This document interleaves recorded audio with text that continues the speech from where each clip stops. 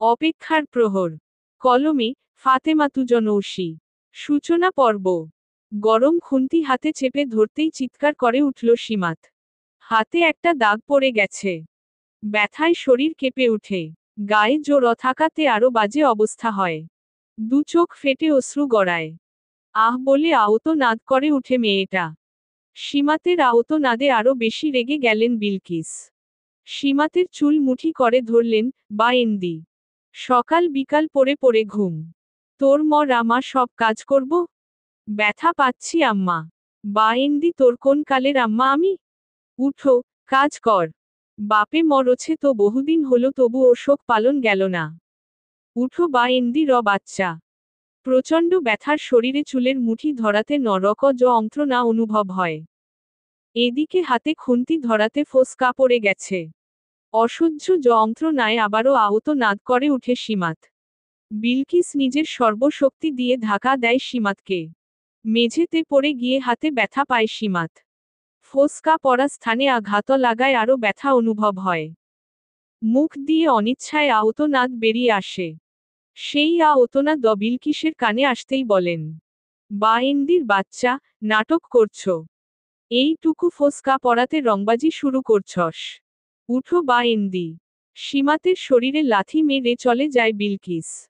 হাঁটুতে থেতলে গেছে। ব্যথায় শরীর নাড়াতে পারে না। টেবিলের পা ধরে উঠে দাঁড়ায় সীমাত।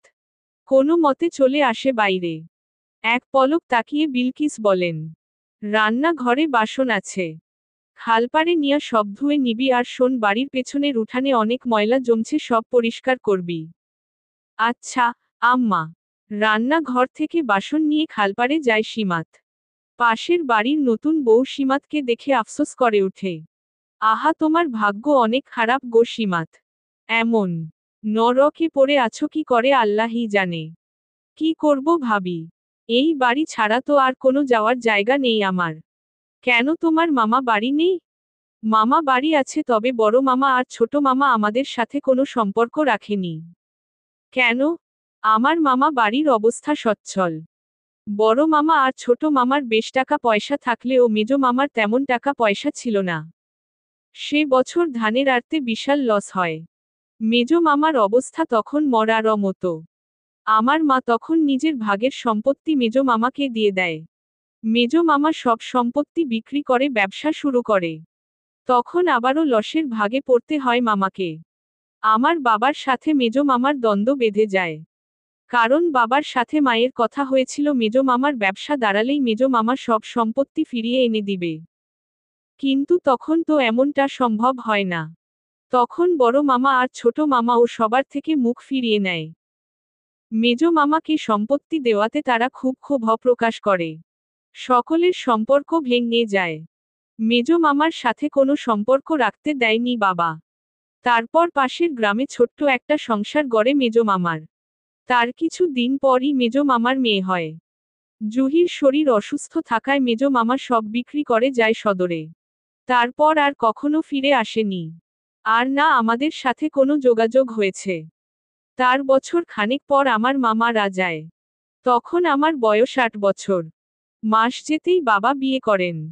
আমার সৎমা সাথে নিয়ে আসেন আমার বোন বিনিকে। বিনি আর আমি সমবয়সী। মোটামুটি ভালোই চলতে থাকে সব। মাকে ছাড়া কষ্ট হতো তবে বাবা তখন খুব আদর করতে লাগলো। আমার যখন 16 বছর তখন বাবা ও মারা যায়। কথাগুলো বলার সময় চোখ থেকে পানি পড়ে যায় সীমাতের। একটু করে হাসে সীমাত।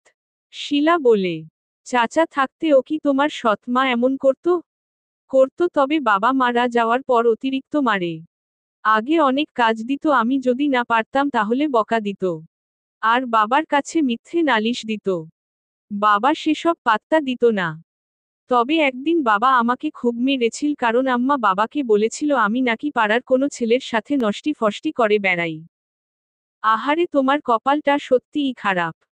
খুব মায়া হয় গো তোমার জন্য। তবে কি করব বল? দোয়া করো ভাবি। হ্যাঁ করব। আচ্ছা তুমি এখন পড়াশোনা করো না? কলেজে ভর্তি হয়েছিলাম, তবে কলেজ যেতে দেয় না আম্মা। জানি না পড়াশোনাটা হবে কি না। শিলা কিছু বলবে তার আগেই ওর শাশুড়ির ডাক পড়ে। দ্রুত চলে যায় শিলা। দীর্ঘ শ্বাস ফেলে সীমাত বাসন ধুয়ে নিয়ে যায় বাসাতে। বিলকিস আবারও চিৎকার করে ওঠেন। গালি গালাজ করতে থাকেন। কোন নাগরের সাথে কুকাম করতে গেছস ঘাটে? এত টাইম লাগে এই কয়টা বাসন পরিষ্কার করতে?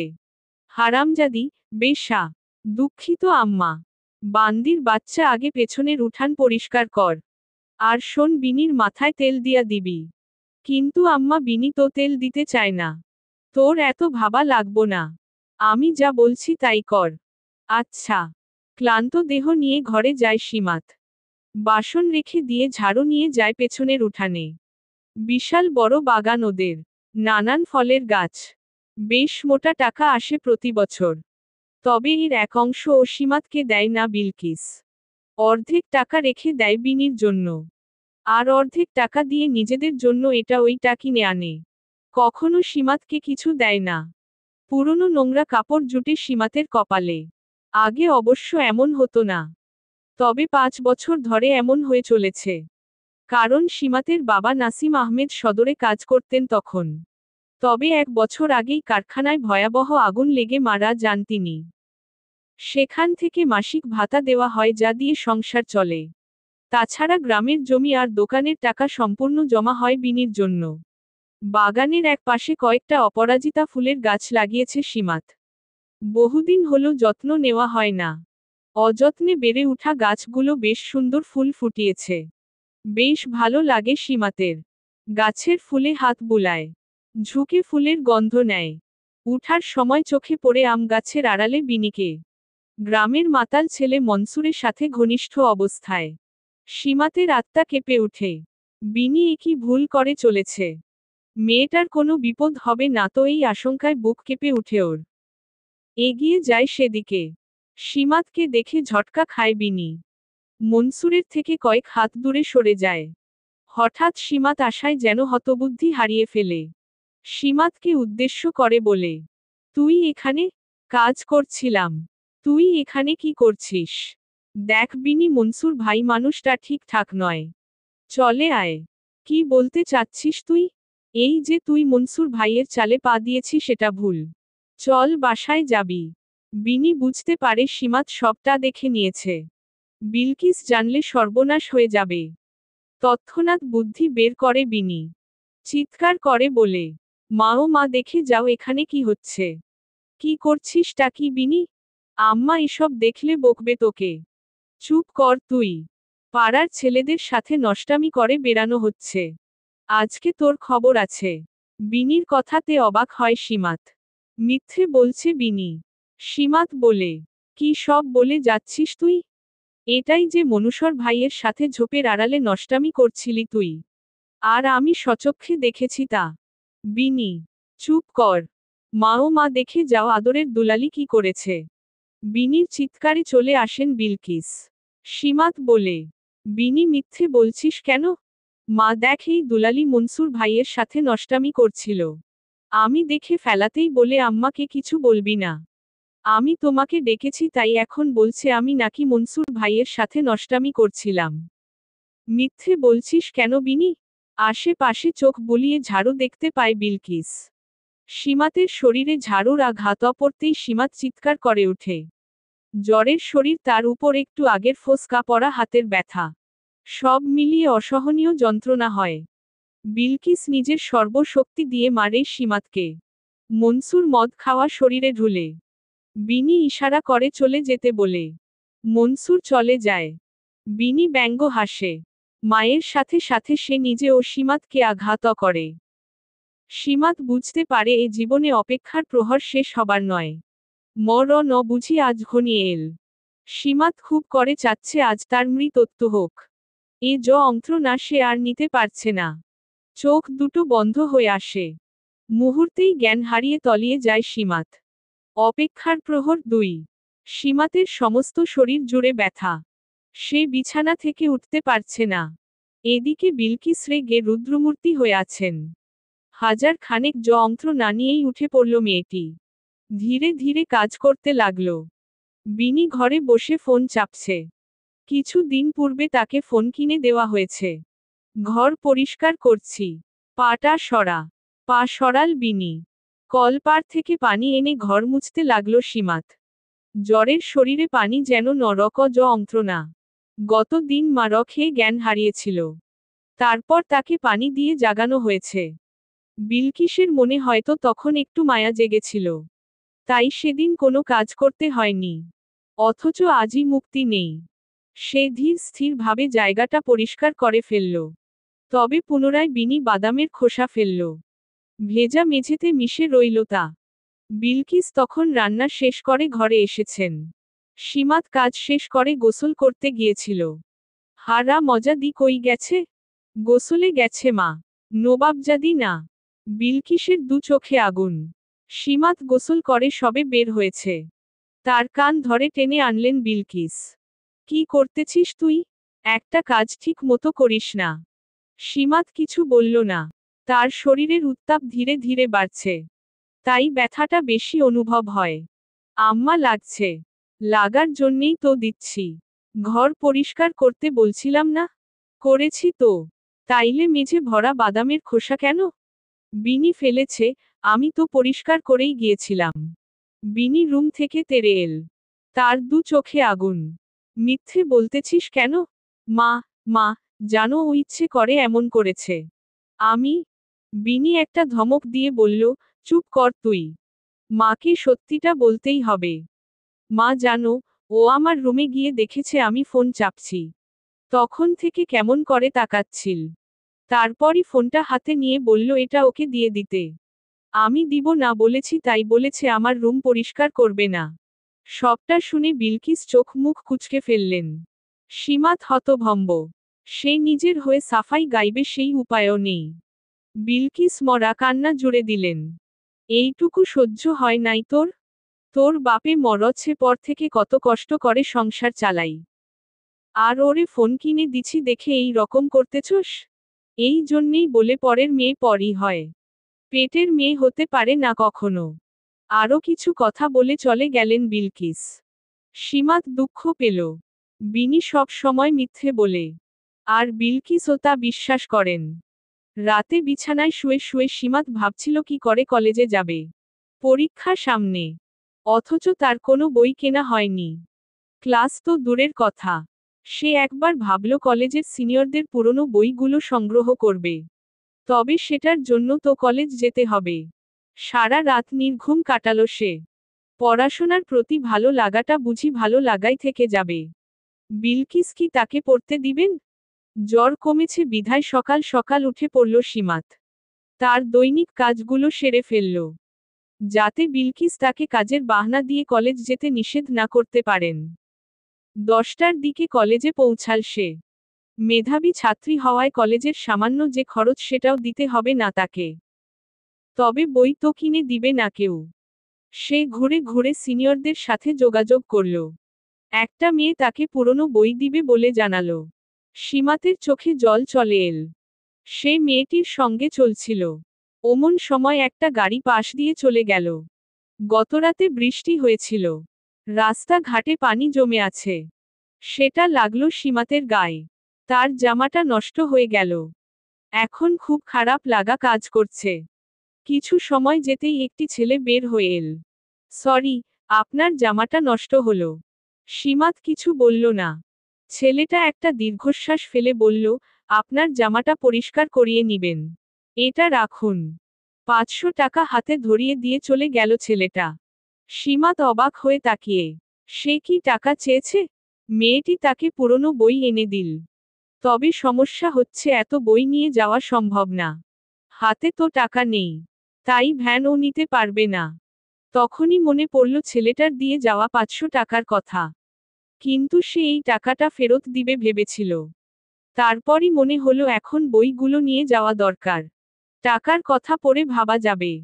এই ছেলের সাথে আর কখনো দেখা হবে এমন নিশ্চয়তাও নেই। ভ্যান নিয়ে বাড়িতে প্রবেশ করতেই বিনি ডেকে উঠল। মা, ও মা দেখে যাও কি হয়েছে। বিলকিস তড়িঘড়ি করে বের হলেন। ভ্যান সহ সীমাত দেখে উনি অবাক হলেন। বই কেনার টাকা পেল কোথায়? বইগুলো নামিয়ে দেওয়ার পর ভ্যান ভাড়া মিটিয়ে দিল সীমাত। 500 টাকার নোট দেখে আরও বেশি অবাক হলেন বিলকিস। তিনি ভাবলেন সীমাত বুঝি না বলে টাকা নিয়েছে। তাই রাগান্বিত হলেন। চুরি করছিস তুই? সীমাত কিছু বলবে তার পূর্বেই বিনি বলল, এত বই কিনে এনেছে। চুরি না করলে টাকা পাবে কোথায়? বিলকিস এবার আরো রেগে গেলেন। চট করেই চড় বসিয়ে দিলেন। সীমাতের কান্না পেল। সে গালে হাত বুলিয়ে বলল, চুরি করিনি আম্মা। এক আপুর পুরনো বই এগুলো।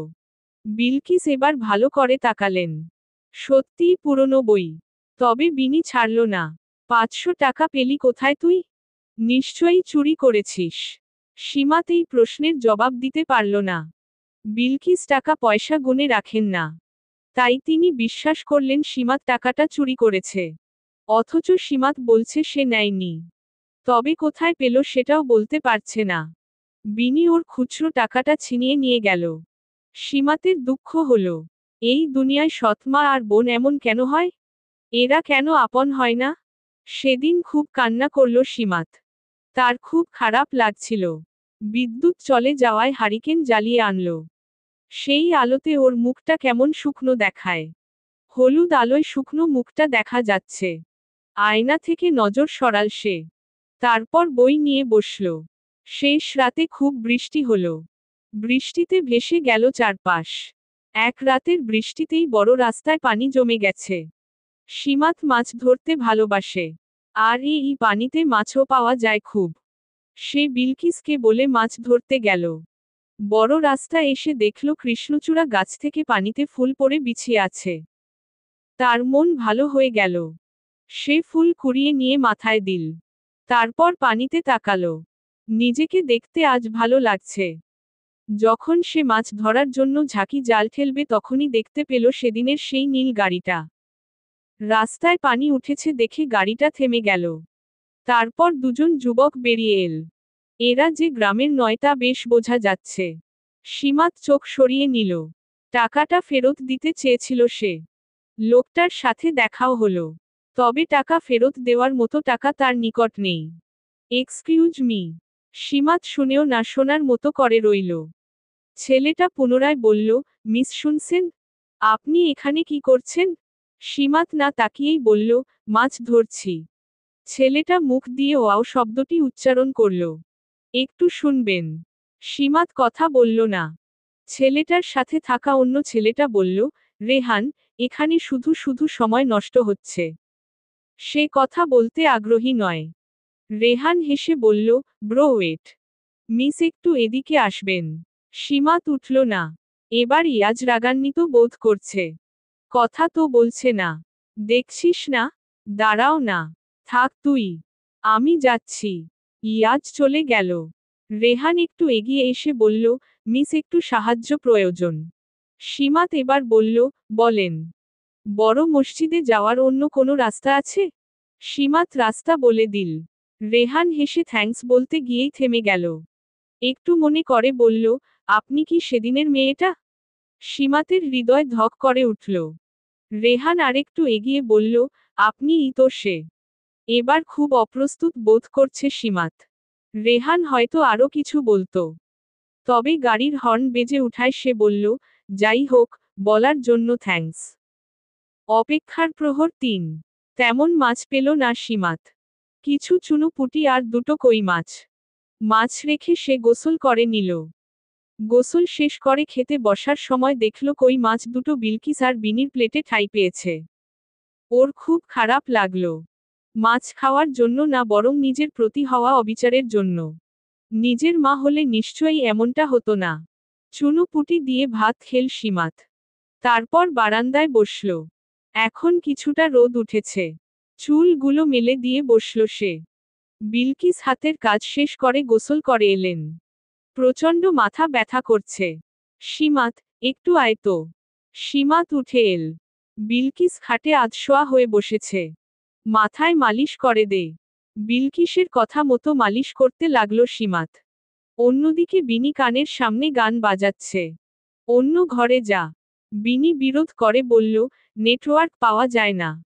তুমি অন্য ঘরে যাও। বিলকিস চোখ মুখ কুঁচকে ফেললেন। মেয়েটা খুব বেড়েছে। ইচ্ছে করছে ঠাস দুটো করে চড় লাগাতে। তবে মাথা যন্ত্রণা করছে বিধায় তিনি ঝামেলা করলেন না। এক পর্যায়ে ঘুমিয়ে পড়লেন। তখন আসরের আজান পড়ছে। খানিক আগে মেঘ উঠে বৃষ্টি নেমেছিল। তাই আকাশটা কেমন পরিষ্কার দেখায়।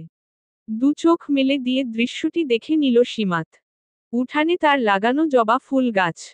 লাল লাল জবা ফুটেছে। ভারী মিষ্টি লাগে দেখতে। সীমাতের লাল রং খুব প্রিয়। ওর খুব শখ একটা লাল শাড়ি পরার। পাশের বাসার শিলা ভাবির লাল শাড়ি আছে। বিয়ের দিন পরেছিল। কি সুন্দর সেটা। সীমাতের চোখে এখনো ভাসে। ওর খুব ইচ্ছে ওমন একটা লাল শাড়ি হবে। সন্ধ্যায় পড়তে বসল সীমাত। পাশের ঘর থেকে আওয়াজ আসছে। বিলকিস মেয়েকে খুব বকাবকি করছেন। সে মাধ্যমিকে ফেইল করেছে।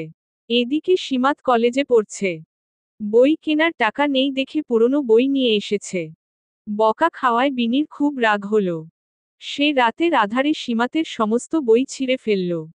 সকালে ঘুম থেকে উঠে এ কাণ্ড দেখে সীমাতের দু চোখ ভেসে গেল। সে কাঁদতে লাগলো অবিরত। ছেঁড়া বইগুলো বুকে টেনে নিল। বিলকিসের অবশ্য খারাপ লাগছিল। তিনি বললেন, উঠো, কান্না করে লাভ নাই। ভালো করে রাখবি না। ঘরে ইঁদুরের অভাব নাই। সীমাত খুব বুঝতে পারে এটা ইঁদুরে কাটা নয়। তবে অভিযোগের উপায় নেই। সেদিন সকালটা কান্না করে কাটালো সে। তবে দুপুর হতেই মায়ের কাজে সাহায্য করতে হলো। বিনি টইটি করে ঘুরছে। মনসুরের সাথে দেখা করতে হবে। লোকটার খুব পয়সা। জুয়া, মদের ব্যবসা। দুপুরে ভাত খেল না সীমাত। শুয়ে রইল। তার ভালো লাগছে না। বিলকিস তাকে ডাকল না। তবে বিনিকে খুঁজে পাচ্ছে না। মেয়েটা এখানে সেখানে ঘুরে বেড়ায়। লোকজন আজেবাজে কথা বলে প্রায়শই। তবে বিলকিস পাত্তা দেয় না। কিন্তু মনের ভেতর যে সন্দেহ আছে সেটাও ঠিক। তিনি মেয়েকে খুঁজতে বের হলেন। আশেপাশে খুঁজেও পেলেন না। সন্ধ্যার দিকে ফিরল বিনি। হাতে জিনিসপত্র। তিনি চোখ রাঙালেন। এসব কই থেকে আনছিস? দোকান থেকে। টাকা পেলি কোথায়? চুরি করছিস? ভেংচি কাটল বিনি। বিলকিস মেয়েকে টেনে ধরলেন। কথা বল। টাকা চুরি করছিস? হাত ঝটকা দিয়ে সরিয়ে নিল বিনি। কেকের প্যাকেট খুলে বলল, সব সময় চুরির কথা কেন বল? আমি কি সীমাত? বিলকিস এতে চুপ রইলেন না। প্রায়শই টাকা পয়সা নেয় বিনি। সেটা তিনি জানেন। তবে মেয়েকে চড়থাপ্পড় দিতেও পারেন না। আজ খুব রাগ হচ্ছে। এই মেয়ের ভবিষ্যৎ নিয়ে তিনি শঙ্কায় আছেন। পড়াশোনা করছে না, টাকা পয়সা জমানোরও অভ্যাস নেই। রাগে দুটো চড় মেরেই বসলেন। বিনি কাঁদতে লাগল। সীমাত বেরিয়ে এসেছে। তার মাথায় ঘোমটা টানা। আম্মা, আর মেরো না। বিনি রাগে রি রি করতে করতে ঘরে চলে গেল। বিলকিসের চোখে দাবানল। তিনি বুঝতে পারেন না এই মেয়েটাকে নিয়ে কি করবেন। সীমাত পুনরায় ঘরে এসে বসল। তার কিছু ভালো লাগছে না। বইগুলো হারিয়ে ফেলায় পড়াশোনার ব্যাপারে কিছু ভাবতেও পারছে না। হয়তো এখানেই লেখাপড়াটা সমাপ্তি দিতে হবে। পরদিন পুনরায় বইয়ের খোঁজে বের হলো সীমাত। অন্য মনস্ক ভাবে এদিক সেদিকে চলছিল। গাড়ির হর্ন শুনতে পায়নি। যখন শুনেছে তখন অনেকটা দেরি হয়ে গেছে। সে ভয় পেয়ে লাফিয়ে সরতে গিয়ে উল্টো পড়ে গেল। নীল গাড়ি থেকে দুটো পুরুষ বের হয়ে এল। একজন ইয়াজ আর অন্যজন রেহান। আরে, কথা শুনতে পান না নাকি? রেহান মেয়েটির কাছে এসে দাঁড়ালো। ইয়াজ চোখ মুখ গরম করে আছে। তার মেজাজ সামান্য কারণেই চটে যায়। উঠুন। হাত বাড়িয়ে দিল রেহান। তবে সীমাত একাই উঠে এল। মেয়েটির মুখশ্রী নজরে এলেই রেহান মাথায় হাত দিয়ে বলল, ও মাই গড! তোমার সাথে আবার দেখা হলো। লাগেনি তো? সীমাত হু না কিছুই বলছিল না। রেহান নিজ থেকেই দেখল হাতটা কেটে গিয়েছে। সেখান থেকে রক্ত ঝরছে। ছেলেটা হয়তো কিছুটা গায়ে পড়া। তাই অনুমতি না নিয়েই হাতে স্পর্শ করল। ইস, অনেকটা কেটে গিয়েছে। ট্রিটমেন্টের দরকার। সীমাত বিরোধ করে বলল, না, দরকার নেই। আমি বাসায় যাচ্ছি। এটা বললে হয় নাকি? ব্রো, গাড়িতে কিছু আছে? আনা হয়নি। আমি ঠিক আছি। আপনাকে ধন্যবাদ। সীমাত পুনরায় বিরোধ করল। রেহান ও পুনরায় জোর করতে লাগল। এদের কাণ্ডে সবথেকে বিরক্ত হল ইয়াজ। এক পর্যায়ে রাজি হল সীমাত। ইয়াজ দূর থেকেই বলল, সামনে ফার্মেসি আছে? প্রশ্নটা সীমাতকে করা হয়েছে। তবে সীমাত কিছু বুঝল না। রেহান বলল, সামনে ফার্মেসি আছে? আছে। তারপর ওরা হেঁটে ফার্মেসির কাছে এগোলো। ব্যান্ডেজ করানো হলো। তুলো দিয়ে ক্ষতটা পরিষ্কার করার সময় ভীষণ জ্বলছিল। সীমাত দাঁতে দাঁত চেপে সহ্য করল। ইয়াজ ব্যথা কমানোর ঔষধ নিয়ে বলল, এটা খেলেই হবে। সীমাতের কেমন যেন লাগছে। এই পুরুষটিকে তার ভয় হয়। কেমন যেন গম্ভীর স্বরে কথা বলে। অন্য পুরুষটি কতটা ভিন্ন। বেরিয়ে এসে সীমাত বলল, সেদিনের টাকাটা ফেরত দিতে চেয়েছিলাম। তবে আপনি চলে গিয়েছিলেন। আমার কাছে এখন নেই। রেহান হেসে উঠল। ওর হাসি খুব সুন্দর। ইয়াজ একটু দূরে দাঁড়ানো। এই পরিবেশটা তার পছন্দ নয়। টাকা ফেরতের জন্য তো দিইনি। তোমার জামাটা নোংরা হয়েছিল। আহামরি কিছু ছিল না। আচ্ছা ঠিক আছে। সেসব রাখো। ঔষধগুলো মনে করে খেও। জি, ধন্যবাদ। মেয়েটির সাথে অতিরিক্ত কথা বলছে রেহান।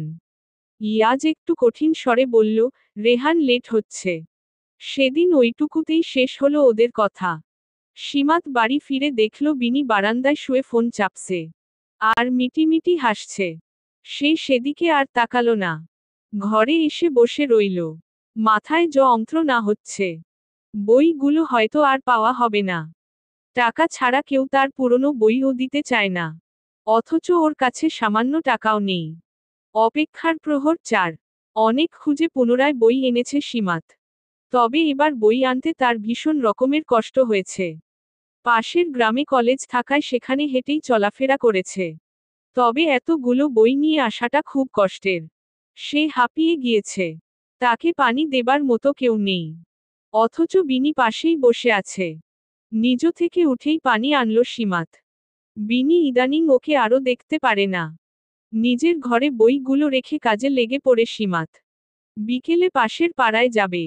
সেখানে ওর বান্ধবী আছে। ওর থেকে নোটস নিতে হবে। কত কিছু পড়িয়েছে কলেজে। এসব নতুন জিনিস না বুঝে কি পড়া যায়? তবু কিছু করার নেই। সীমাত কাজ করছিল অমন সময় পাশের বাসার ভাবি, শিলা এল। হাতে মিষ্টি। চাচি, মিষ্টিটা রাখেন। বিলকিস মিষ্টি নিতে নিতে বললেন, কিসের মিষ্টি গো? ঋতুর বিয়ে ঠিক হইছে।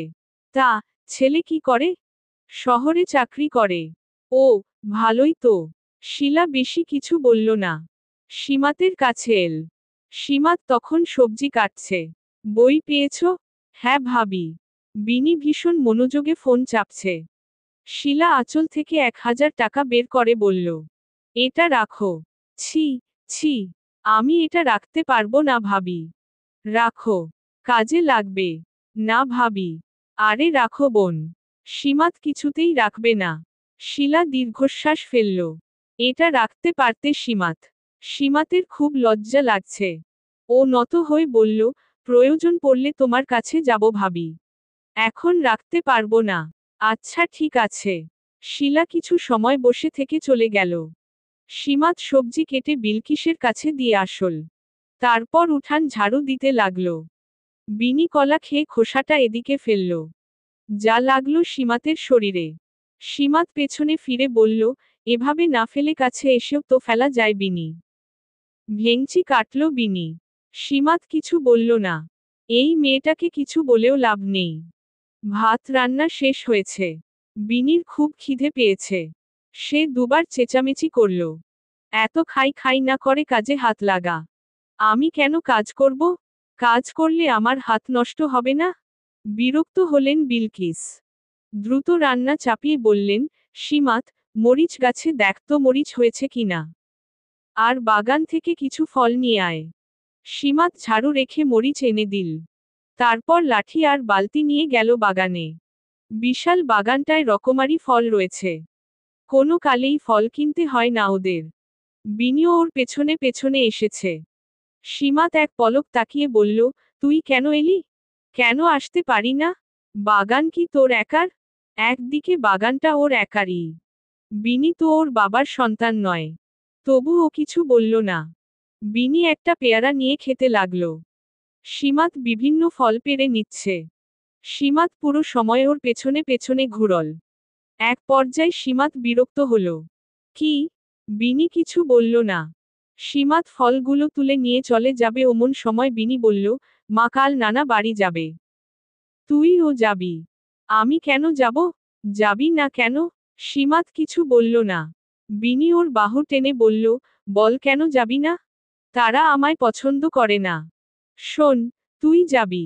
না রে, আমি যাব না। না তুই যাবি। যেতে হবে। বিনির কথাতে অবাক হলো সীমাত।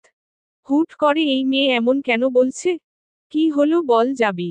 তুই জোর করছিস কেন? বিনি তৎক্ষণাৎ উত্তর দিল না। একটু ভেবে বলল, যাবি মানে যাবি। এত বুঝি না। আমি যাব না। তুই যা। আহ, তুই বুঝতেছিস না। মা অত রাস্তা একা যাবে। ভয় হবে না? বিনির নানা বাড়ির পথটা কম নয়। আসলেই ভয়ের বিষয়। বিনি এবার বলল, তুই মাকে বলবি সাথে যেতে চাস। আম্মা বকা দিবে। দিবে না। উল্টো খুশি হবে। সীমাত কিছু একটা ভাবল। তারপর বলল, তুই একা থাকবি? তো, তোর না ভয় করে? সেটা ব্যাপার না। তুই যাচ্ছিস তাহলে। সীমাত কিছু বলল না। বিনি চলে গেল। ওর দিকে তাকিয়ে থাকল সীমাত। অথচ ওর মস্তিষ্কে কিছুই যাচ্ছে না। হুট করে এত ভালো কেন হচ্ছে বিনি? রাত জেগে পড়াশোনা করবে সীমাত। তাই রাতের খাবার লেট করে খেল। বিনি মায়ের সাথে ঘুমায়। তবে মা রাতে লাইট দেখতে পারেন না। তাই তাদের মাঝে কলহ লেগে যায়। রাগে গোজগোজ করতে করতে সীমাতের ঘরে এল বিনি। সীমাত বই পড়ছে। কানের সামনে এসে ফোন চালাচ্ছে। সীমাতের প্রচণ্ড বিরক্ত লাগছে। তবে কিছু বললেই বিনি ফুঁসে উঠবে। সাউন্ড কমা। বিনি আগুন চোখে তাকালো। সীমাত বলল, সাউন্ড একটু কম কর। কেন? জলে যাচ্ছে তোর? আশ্চর্য সীমাত। আমি শুধু সাউন্ড কম করতে বলেছি। এসব তোর ফালতু কথা। আমি বুঝি না মনে করেছিস? পাশের ঘর থেকে বিলকিস হুঙ্কার দিয়ে উঠলেন। কি হইছে তোদের? ঘুমাতেও পারবো না আমি? সীমাত দমে গেল। বিনি ভেংচি কেটে ফোন চালাতে লাগল। সীমাত উপায় না পেয়ে কানে তুলো দিয়ে বসল। পরদিন ভোরে উঠে নাস্তা বানালেন বিলকিস। সাহায্যের জন্য সীমাতকেও উঠতে হলো। অন্যদিকে নাক ডেকে ঘুমাচ্ছে বিনি। তাকে ডাকা হলো। সকাল সকাল ঘেউ ঘেউ করতেছিস কেন? আম্মা ডাকে। নাস্তা করার জন্য। বিনি চোখ মুখ মুছে হাই তুলল। ঘড়ির কাঁটায় তখন 6টা বাজে। সে হুট করে হুড়োহুড়ি করে উঠল। মা, কখন যাবে? বিনির এতটা উল্লাস দেখে সীমাত একটু বিস্মিত বোধ করল। সে ঘর গুছাতে গুছাতে বলল, 8টার আগেই বের হবে। ও ঠিক আছে। তুই কিন্তু যাবি। হুম। বিনির উল্লাসের কারণ পাচ্ছে না সীমাত। তবে হুট করেই ভয় জাগল তার বইগুলো যদি ফেলে দেয়। তাই সে বিনির কাছে এল। বিনি, বোন আমার বইগুলোর কিছু করবি না প্লিজ। প্রথমে বিনি বিরক্ত হল। ক্রমেই হেসে বলল, আরে না। কি করব? টেনশন করিস না তো। যা, মাকে দেখে শুনে নিয়ে যাবি। নাস্তা খাওয়া শেষে বাসন ধুতে নদীর পাড়ে এল সীমাত। সেখানে দেখল শিলাকে। কি গো সীমাত, এত সকালে আজ? নানা বাড়ি যাব ভাবি। নানা বাড়ি? আম্মার বাবার বাড়ি? ও তাই বল। আমি তো চমকে গিয়েছিলাম। কথায় কথায় সীমাত বলল, ভাবি, বেনারসি শাড়ির দাম কেমন হয়? কেন কিনবে নাকি? এ কথা বলে শিলা নিজেই মন খারাপ করে ফেলল। সীমাত বলল, তেমন না। আসলে শাড়িগুলো খুব সুন্দর। এক একটা এক এক রকমের প্রাইজ হয়। 4-5 হাজারেও পাওয়া যায়। আচ্ছা। 4-5 হাজার শব্দটা অনেক বিশাল সীমাতের নিকট। সে শাড়ির কথা মাথা থেকে ফেলে দিয়ে বাসন নিয়ে বাড়ি ফিরল। বিনি আজ কাজে লেগেছে। মায়ের সাথে গোছানোয় সাহায্য করছে। সীমাত পুরো অবাক হল। বাসন রেখে এসে নিজের ঘরে এল। সেখানে কোনো ভালো জামা নেই। অনেক খুঁজেও পেল না। আশ্চর্য হলেও সত্য বিনি তার নিজের একটা জামা এনে দিল। সীমাত পুরোই বিস্মিত। তুই সত্যিই দিলি? হুম। পর এটা। এমনিতেও আমার লাগে না। জামাটা দামি আর সুন্দর। সীমাত ভাবল হয়তো লাগে না বলেই দিল তাকে। সে জামাটা পরে তৈরি হলো। আজ চোখে কাজল দিল। তারপর হালকা করে লিপস্টিকও দিল। এইটুকুতেই খুব সুন্দর লাগছে তাকে। বিলকিসও তৈরি হয়ে গেছেন। যাওয়ার পূর্বে তিনি মেয়েকে বারবার বললেন, সাবধানে থাকবি। আর ভয় পাবি না। বিনি যেন তাড়াহুড়ো করে বিদায় দিল ওদের। বাড়ির চৌকাঠ পেরোনোর সময় সীমাত একবার ফিরে চাইল। দেখতে পেল খুশিতে চিকচিক করছে বিনির মুখ। অথচ এর রহস্য সীমাতের অজানা। অপেক্ষার প্রহর ৫। বিনি দরজা খুলে দিয়ে বলল, এত দেরি কেন করলেন মনসুর ভাই? বিকেল তো হয়ে গেছে। মনসুর দাঁত কেলিয়ে হাসল। তারপর পকেট থেকে একটা জিনিস বের করে করে বলল, এটা আনতে গেছিলাম। শালার আশপাশে কোথাও নাই। বিনির সমস্ত শরীর রি রি করে উঠল। মনসুর পুনরায় দাঁত কেলিয়ে বলল, মনসুর কাঁচা কাম করে না রে। বিনির ভয় হচ্ছে। মনসুর মদ গিলে এসেছে। তার শরীর থেকে প্রায়ই মদের গন্ধ ভেসে আসে। মনসুর আরাম করে বসল। তারপর সিগারেট ধরালো। মনসুর ভাই, আমার ভয় হচ্ছে। ভয় কিসের? প্রোটেকশন আনছি না। বিনির ভয় তবু যাচ্ছে না। কিন্তু নগদ টাকার লোভও সামলাতে পারছে না। মনসুর হাত নাড়িয়ে কাছে ডাকল, এদিকে আয়। তোরে আগে দেখি। বিনি কাছে গিয়ে বসল। তবে ওর নজর বারবার দরজার কাছে। বুকের ভেতর ভয় জমেছে। মনে হচ্ছে এখনই দরজায় আঘাত পড়বে। মনসুর বিনির মুখটা উঁচু করে ধরল।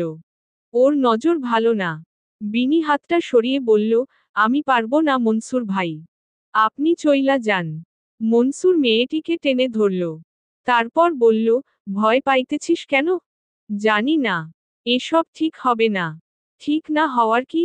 যাই হোক, আমার টাকা লাগবে না। আপনি চইলা যান। চইলা যাম মানে? শালি, এতদিন কম কিছু দিছি তোরে? মুখ খারাপ করতেছেন কেন? তো তরে চুমা দিমু। বেশা কোথাকার। মনসুর ভাই, আর একটা কথা বলবেন না। বললে কি করবি? লোক জড়ো করব। তুই কি করবি? আমিই করতেছি। এরপরই মনসুর হুঙ্কার দিয়ে উঠল। বিনি ভয় পেয়ে গেল। থামেন। কি করতেছেন এসব? তো, আমি তোর তামাশা দেখো? বিনির কান্না পাচ্ছে। কি বিপদে পড়ল সে। টাকার লোভে পড়ে নিজের শরীর বিক্রি করার মতো নিকৃষ্ট কাজ করতে বসেছিল। এখন কি উপায়? মনসুর হুট করেই ওকে চেপে ধরল। বাজে ভাবে স্পর্শ করতে শুরু করল। ছাড়েন, ছাড়েন বলতেছি। কোনো ছাড়াছাড়ি নাই। আজ তোরে ভোগ করেই যাম আমি। বিনি কি করবে বুঝে পারল না। মনসুর অনেক আগেই ওর ওড়না ফেলে দিয়েছি। মনসুর ভাই, বেশি হইতাছে কিন্তু। তুই লোক ডাক। আমিও দেখতেছি। বিনি দুঃখের চোটে কান্না করে দিল। মনসুর থামছে না। ওমন সময় দরজায় নক পড়ল। বিনি, বিনি দরজা খোল। দরজা দিছিস কেন? বিনি কি করবে বুঝল না। ওর মুখ দিয়ে আর্তনাদ বেরিয়ে এল। যা স্পষ্ট শুনতে পেলেন বিলকিস। উনি দরজায় করাঘাত শুরু করলেন। বিনি, বিনি, এই বিনি দরজা খোল। কি হয়েছে? বিনি মাত্রই হাতটা আলগা করতে পেরেছে। তারপরই ছুটে এসে দরজা খুলল। মাকে জড়িয়ে ধরে কাঁদতে লাগল। মা, মা, মা গো। মেয়েকে শক্ত করে জড়িয়ে ধরলেন বিলকিস। ওর হৃদয়ের গতি বেড়েছে। কি হইছে মা? এমন করতেছিস কেন? ওমন সময় ঘরের ভেতর নজর এল মনসুরকে। মেঝেতে পড়ে আছে ওড়না। বিলকিস রত চোখে তাকালেন। কুতোত্তা বাচ্চা তুই, এখানে আমার মেয়ের সর্বনাশ করতে আসছস।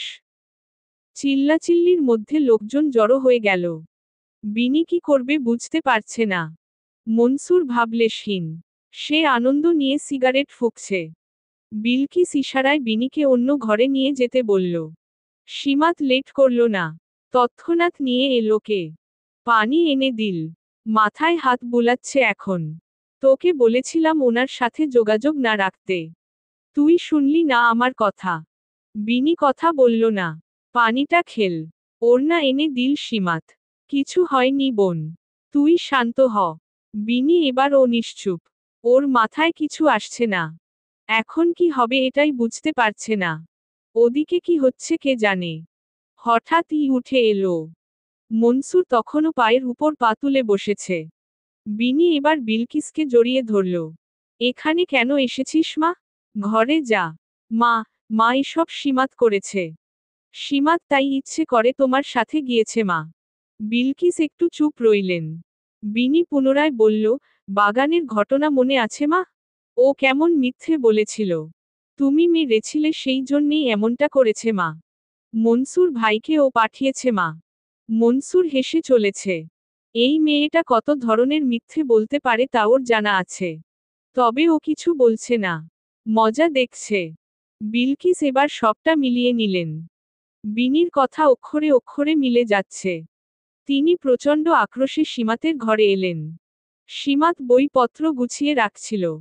কুতোত্তার বাচ্চা, তুই এত খারাপ, এত নোংরা। তোরে কি না মেয়ের মতো আদর দিছি। সীমাত কিছুই বুঝল না। খালি বলল, আম্মা কি বলতেছ এগুলো? এক উঠান লোকের সামনে সমানে মারতে লাগলেন তিনি। সীমাত কান্না করে দিল। আম্মা, আম্মা আমারে মারতেছ কেন? আমার অন্যায় কি আম্মা? বিলকিসের এই রূপ দেখে বিনি নিজেও কিছুটা ভরকে গেল। ওর চোখ পড়ল মনসুরের দিকে। মনসুর ইশারায় কি যেন বলল। বিনি নজর ঘুরিয়ে ফেলল। চারপাশ থেকে লোকজন বলছে এভাবে না মারতে। তবে বিলকিস শুনছেন না। তিনি মেরে চলেছেন। শিলা নিজেকে ধরে রাখতে পারল না। এগিয়ে এল। চাচি, কি করতেছেন? এত বড় মেয়েকে এভাবে মারতেছেন। থামেন চাচি। সরো বউ। এই মেয়ে আমার জীবনটা শেষ করছে। এখন আমার মেয়ের জীবন তছনছ করতেছে। পাপী, কালসাপও। সীমাত অঝরে কাঁদতে লাগল। কোন এক ফাঁকে বিনি মনসুরকে বলে এল, দেখেন মনসুর ভাই আপনার সাথে আমার আর কিছু নাই। ভালোই ভালোই যা করতেছি স্বীকার কইরা নিবেন। এতে আপনি সীমাত্রে পাইয়া যাবেন। প্রস্তাব মন্দ নয়। বরং অনেক ভালো। সীমাত যথেষ্ট সুন্দরী, অল্প বয়সী। তাছাড়া জলঘোলা করলে বিপদ তারও হবে। বিনির প্রস্তাবে একচোট হেসে নিল মনসুর। এক পর্যায়ে উঠে বলল, শুনেন সবাই। আমার কোনো খারাপ উদ্দেশ্য ছিল না। তবে এই কথা সত্য সীমাত আমারে পাঠাইছে। আমার সাথে ওর সম্পর্ক আছে। স্বাভাবিকভাবেই প্রশ্ন উঠবে সীমাত কেন পাঠাবে। তাই মনসুর আগে ভাগেই বলল, সবাই জানেন বিনি ওর সৎ বোন। ওর প্রতি অনেক রাগ। তাই পাঠাইছিল ওরে একটু শায়েস্তা করতে। আমি বুঝতেছি সীমাত সব অস্বীকার করবে। তাই আগেই সব পরিষ্কার কইরা দিলাম। বিনি আড়ালে এসে নিঃশ্বাস ফেলল। ট্রিক্স কাজে লেগেছে। সীমাতকে সরিয়ে এনেছে শিলা। ওকে পানি খাওয়াচ্ছিল। তবে কথাগুলো কানে আসতেছিল। মিথ্যে, মিথ্যে কেন বলতেছেন উনি? আমি কেন ওনাকে পাঠাবো? কি বলতেছে ভাবি? এসব কেন বলতেছে? কথাগুলো বলতে বলতে কান্নায় ভেঙে গেল সীমাত। তার হৃদয় ভীষণ যন্ত্রণা করছে। ভেঙে পড়ো না সীমাত। আল্লাহকে ডাকো। বুঝতেছি না কি হবে। সীমাত আল্লাহকে স্মরণ করতে লাগল। এই বিপদে তিনিই সাহায্য করতে পারেন। তবে ওর জীবনের ঝড়টা এত সহজে থামবে না। অনিশ্চিত জীবনের দিকে তাকিয়ে সীমাতের ভেতর আনচান করে উঠল। রক্ষা বুঝি আর হবে না। অপেক্ষার প্রহর 6। বিচার বসেছিল। সেই বিচারে সীমাতকে হারতে হলো। তার বোন তার দিকে আঙুল তুলেছে। মনসুর নিজে থেকে স্বীকার করেছে। বিলকিস যদিও নীরবতা পালন করেছেন তবে তিনি যে সীমাতের পক্ষে নন তা ছিল নিশ্চিত। বিচারে ঠিক হলো সীমাতের সাথে মনসুরের বিয়ে দেওয়া হবে। আর বিনির ক্ষতি করতে চাওয়ার অপরাধে 1 লক্ষ টাকা জরিমানা দিবে। এতে ভয় পেয়েছিল বিনি। যদি টাকার জন্য পিছিয়ে যায় মনসুর, তখন তো আরেক ঝামেলা। তবে মনসুর পিছু হাঁটেনি। সে টাকা দিতে প্রস্তুত। নগদ টাকার লোভেই হোক, কিংবা সীমাতকে বিদায় করার লোভেই হোক। বিলকিস কিন্তু রাজি হয়ে গেলেন। সীমাত ভরা সভায় ডুকরে কেঁদে উঠল। অথচ কেউ ওর পক্ষে নেই। শিলা দীর্ঘ নিঃশ্বাস ফেলল। সীমাত কাঁদছে। ভাবি সব শেষ। কি করব, বলবো বুঝতে পারছি না সীমাত। আমার সব শেষ ভাবি। আল্লাহকে স্মরণ করবন। এতিমের কেউ কেন থাকে না ভাবি? কেন থাকে না? বুক ভাঙা কান্নায় শিলারও খুব কান্না পাচ্ছে। সন্ধ্যায় চলে গেল শিলা। ঘরের মধ্যে বসে রইল সীমাত। ওর মস্তিষ্কে কি চলছে বোঝা যাচ্ছে না। দায় থেকে ঘরে খাবার দিয়ে গেলেন বিলকিস। তবে কথা বললেন না। যে ওনার মেয়ের ক্ষতি করতে চেয়েছে তাকে তিনি দু চোখে দেখতে চান না। সে রাতে প্রচুর বৃষ্টি হলো। ভাতের থালা ওভাবে রয়ে গেল। সীমাতের ও ধ্যান নেই। ও তাকিয়ে আছে। পলক পড়ছে তো পড়ছে না। কেমন যেন পাথরের মতো। সকাল হতেই অল্প বিস্তর আয়োজন শুরু হলো। সকাল সকালই হুজুর ডেকে বিয়ে পড়ানো হবে। সবটা দ্রুত করতে চাইছিল মনসুর। তবে সীমাতের জন্য লাল শাড়ি এল না। কোনো কিছুই এল না। সীমাত ঘরে বসে সবটা দেখছে। পাত্রপক্ষ আসার কিছু সময় পূর্বে দুজন ছেলে বাড়িতে প্রবেশ করল। বিনি তখন বারান্দায় বসে ফোন চাপছিল। ছেলে দুটোকে দেখে উঠে দাঁড়ালো।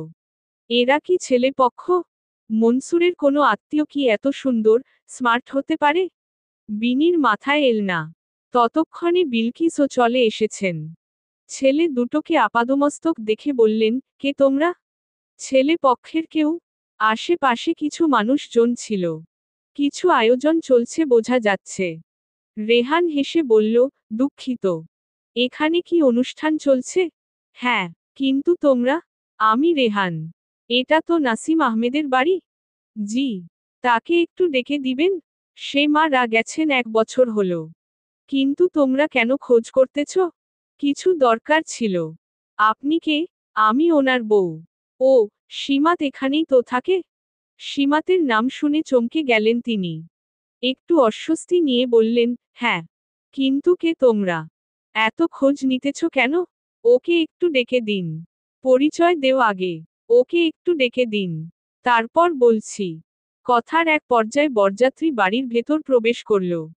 পেছনে ঘুরে তাকালো রেহান ও ইয়াজ। দুজনেই চোখে মুখেই চিন্তা দেখা গেল। একদল মানুষ এসে গান বাজনা আর নাচানাচি শুরু করল। একজন মুরব্বি গোছের লোক বললেন, কই মেয়ে কই? তাড়াতাড়ি আনো। বিয়াটা শেষ হোক। রেহান আর ইয়াজ অপ্রস্তুত বোধ করল। বিলকিস কি করবেন বুঝলেন না। এই ছেলে দুটো ওনাকে চিন্তায় ফেলে দিলেন। মনসুর বর সেজে এসেছে। তাকে বর কম মাতাল বেশি দেখাচ্ছে। পাগলের মতো নাচানাচি করছে। বিনি এত সময় কথাগুলো শুনছিল। ওর দৃষ্টিতে দুটো ছেলেই আটকে আছে। এমন গুড লুকিং স্মার্ট পুরুষে জীবনে দেখে নিও। তবে ভয়েও কাজ করছে। এরা কেন সীমাতকে খুঁজছে? মনসুর বিলকিসের কাছে আসতেই বোটকা গন্ধটা পেলেন তিনি। মুখ সরিয়ে নিলেন। চাচি মাইয়া বের কর। কই রে সীমাত? বের হ, আমি আইয়া পড়ছি।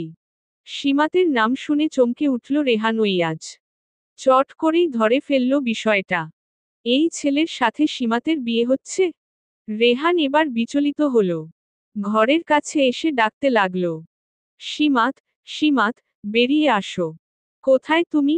সবগুলো মানুষের নজর পড়ল রেহানের উপর। ছেলেটাকে দেখেই সবাই বিস্মিত। বিলকিস কি করবেন বুঝতে পারলেন না। রেহান পুনরায় ডাকতে লাগল। সীমাত, সীমাত, কোথায় আছো? ছেলেটার অধৈর্যতা দেখে সবাই অবাক হল। ঘরের দরজার কাছে দাঁড়িয়ে ছিল বিনি। রেহান ওর নিকট এল। তুমি, তুমি সীমাত? বিনি ভয় পেয়ে গেল। কথা খুঁজে পেল না। কথা বল। তোমার নাম কি সীমাত? জি, না মানে।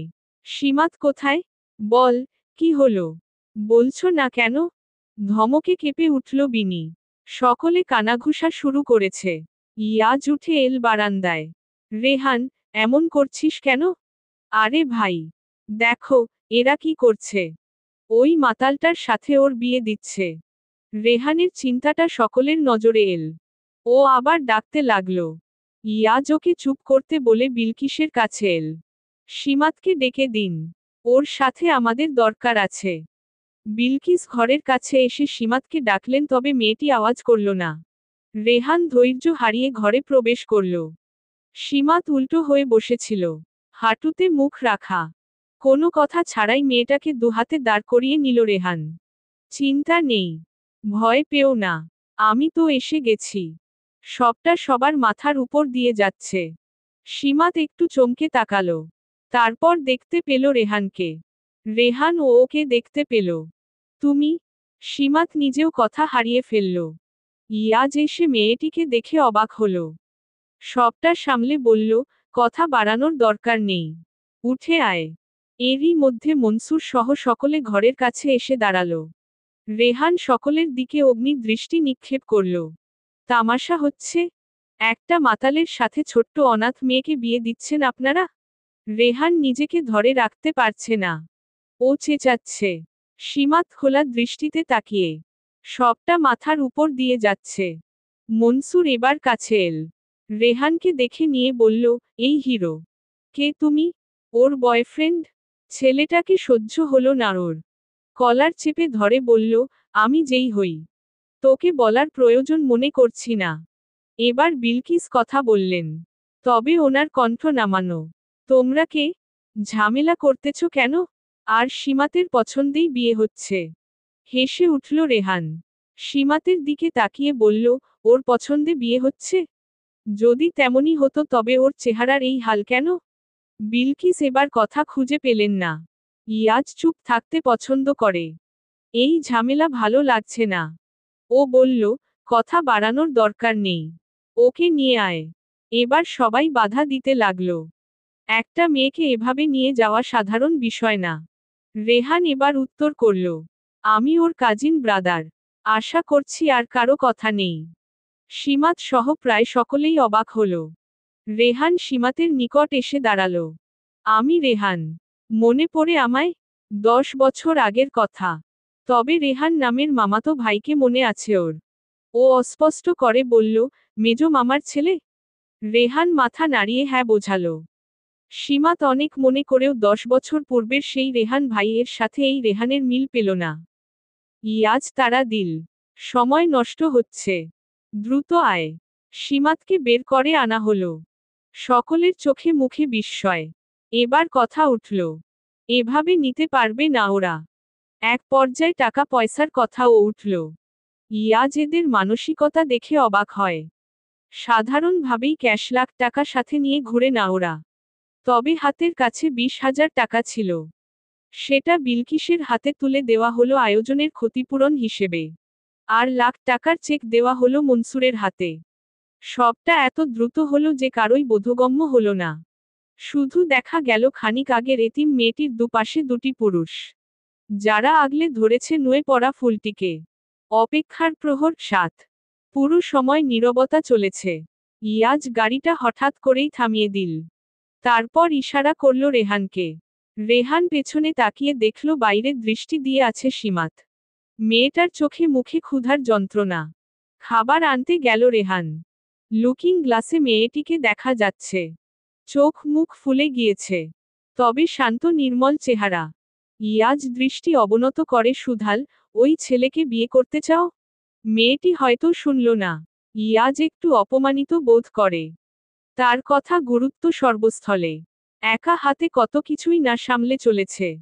সীমাত, শুনতে পাচ্ছ? এবার হয়তো শুনল মেয়েটি। তবে কিছু বলল না। ইয়াজ সেটা লক্ষ্য করে বলল, ওই ছেলেকে পছন্দ কর? মেয়েটি কথা বলতে পারল না। উত্তর আসছে না মুখ দিয়ে। ততক্ষণে চলে এল রেহান। হাতে খাবার। সীমাতের দিকে এগিয়ে বলল, নাও। খেয়ে নাও। ক্ষুধার যন্ত্রণা সব যন্ত্রণাকেই হয়তো হার মানায়। মেয়েটি খাবার দেখতে পেয়ে সব দুঃখ ভুলে গেল। যতটা দ্রুত পারছে খাচ্ছে। রেহান এক দৃষ্টিতে দেখল।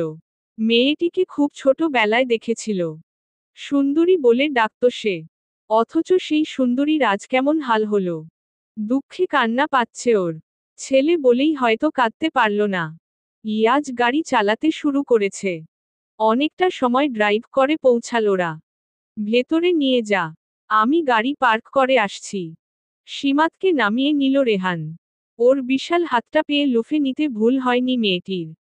কেন যেন বহুদিন পর আপন মানুষকে ফিরে পাওয়ার লোভ সামলাতে পারছে না। অথচ এতগুলো বছরে এই মানুষগুলো কোনো খোঁজই নিল না। সীমাতের কান্না আসছে। হয়তো কেঁদেও ফেলত। তবে রেহান কাঁদতে দিল না। সুন্দরীর চোখে পানি কেন? আর কাঁদবে না। এখন থেকে সব ভালো হবে। এই ভরসাই এতিম মেয়েটির দরকার ছিল। সে শক্ত করে রেহানের হাতটা ধরে রাখল।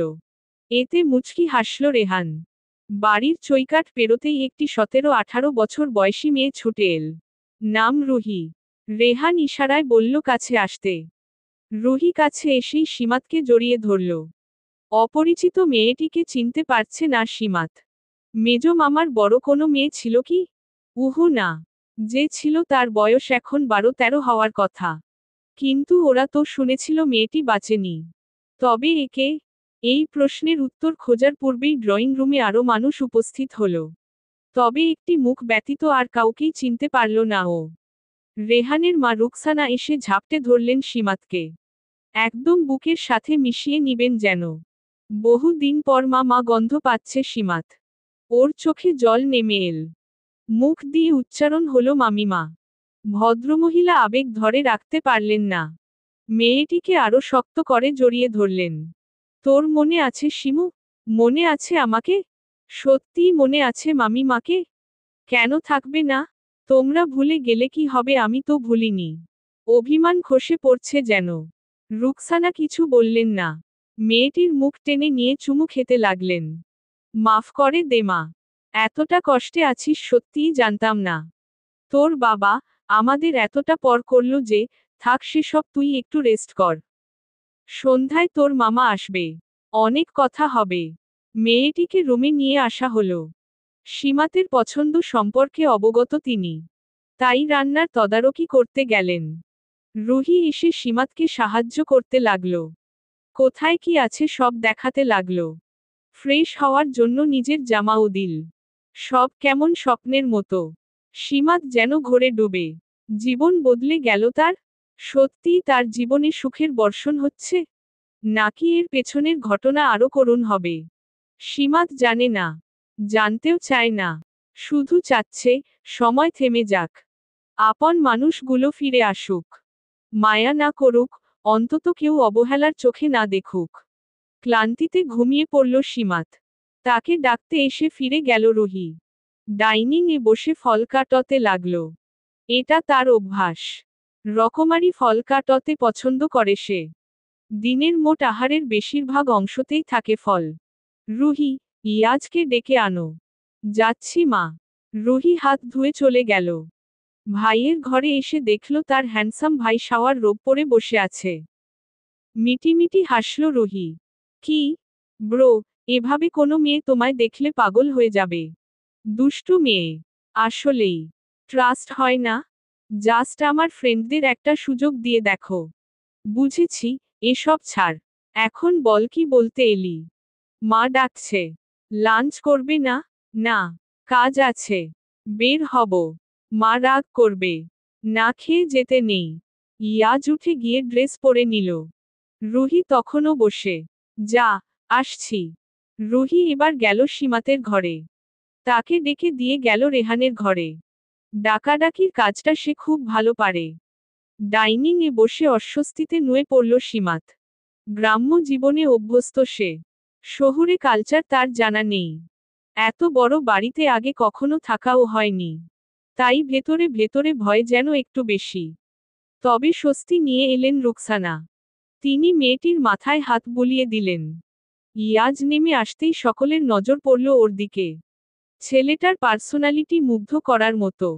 সীমাত চুপচাপ খাচ্ছে। এত সব পছন্দের খাবারের প্রতি যতটা লোভ জাগছে, ততটা খেতে পারছে না। মনে হচ্ছে রুচি নেই। টেবিলের আয়োজন ইয়াজকে মুগ্ধ করতে পারল না। সে গরুর মাংস খায় না। চিংড়ি মাছ ছুঁয়েও দেখে না। এই সব বাদেও যেসব রান্না হয়েছে তার কিছুই ওর পছন্দের নয়। তবে ডাইনিং এ এসে পড়েছে বিধায় খেতে বসল। দেখা গেল ফল ছাড়া আর কিছুই মুখে দিল না। সীমাতের বরাবর বসায় নজরটা লাগল। সে দেখল ছেলেটার মুখে হাসি নেই। এই মানুষটা কি হাসে না কখনো? পরন্তু বিকেল। শহরের এই অঞ্চলটায় ঘনবসতি নেই। বিশাল বাড়ি রেহানদের। অবশ্য বাড়িটা তাদের একার নয়। বাড়ির অর্ধেক দাবিদার ইয়াজের ফ্যামিলি। দুই পরিবার বহু বছর ধরে বিজনেস পার্টনার। সম্পর্ক ভালো বিধায় একসঙ্গে বসতি গড়ে তোলা। এ যেন একটাই পরিবার। রুহি, রেহান আর সীমাত। তিনজন বের হয়েছে বাড়িটা ভ্রমণ করতে। বাসাটার আনাচে কানাচে বিলাসিতার ছোঁয়া দেখলেই মনে হয় আহা। সীমাত মনে আছে, ছোট সময় তুমি আমাকে খুব পছন্দ করতে। আমার কোল থেকে যেতেই চাইতে না। সীমাতের আসলে মনে নেই।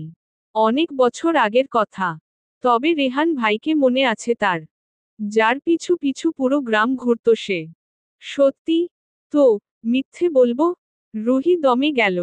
রেহান পুনরায় বলল, সীমাতকে আমি সুন্দরী বলে ডাকতাম। আর ও খিলখিল করে হাসত। এই মুহূর্তে মেয়েটির লজ্জা লাগল। সে একটু লাজুক হয়ে পড়ল। রুহি বলল, কোন ক্লাসে পড়ো সীমাত? কলেজে ভর্তি হয়েছি। তবে পড়া হয়নি। তাহলে তো তুমি আমার এক ব্যাচ ছোট হবে। ওকে আমার কলেজে ভর্তি করালে কেমন হয় রেহান ভাইয়া? সেটাই ভেবেছি। তোমার সাথে থাকলে চিন্তা মুক্ত হব। তাহলে বড় পাপার সাথে কথা বলো। আর আমার কলেজেই অ্যাডমিট করাবে। আচ্ছা। এত উচ্ছ্বাস, আনন্দ সীমাতের কেমন ঘোরের মতো লাগছে।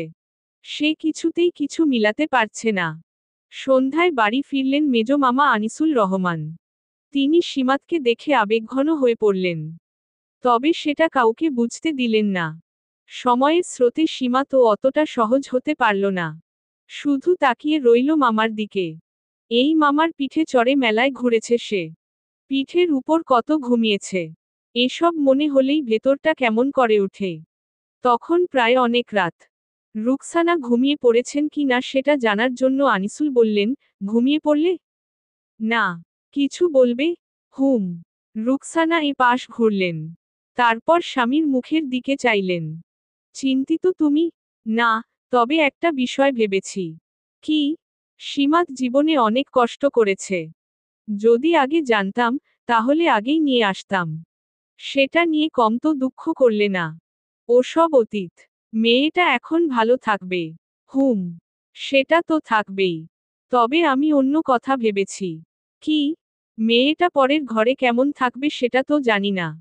তার থেকে ভালো না নিজেদের কাছে রেখে দেওয়া? রুকসানা বুঝতে পারলেন। সীমাত সুন্দরী, ভদ্র। তার থেকে বড় কথা ওনাদের নিজেদের মেয়ে। ছেলের বউ হিসেবে ভালো বই খারাপ হবে না। রেহান ছোট থেকেই ভীষণ স্নেহ করত সীমাতকে। সেই হিসেবে সম্পর্কটা খারাপ হবে না। সুন্দর একটা ভবিষ্যৎ হবে। সে কথা চিন্তা করে রুকসানা হাসলেন। স্ত্রীর সম্মতি পেয়ে আনিসুল যেন স্বস্তির নিঃশ্বাস ফেললেন। অপেক্ষার প্রহর ৮। রেহান উবু হয়ে শুয়ে বই পড়ছিল। অমন সময় ঘরে প্রবেশ করল রুহি। তাকে দেখে হুড়মুড়িয়ে উঠল রেহান। রুহি ঠোঁট টিপে হাসল। তোমায় বলেছি না, এভাবে যখন তখন রুমে আসবে না। আসলে কি হয়? অনেক কিছু। সেই অনেক কিছুটাই তো জানতে চাচ্ছি। জানা লাগবে না। তাহলে তো আমি আসবই। বড় বেশি কথা বলো তুমি। জানি। রেহানের গলা জড়িয়ে ধরল রুহি।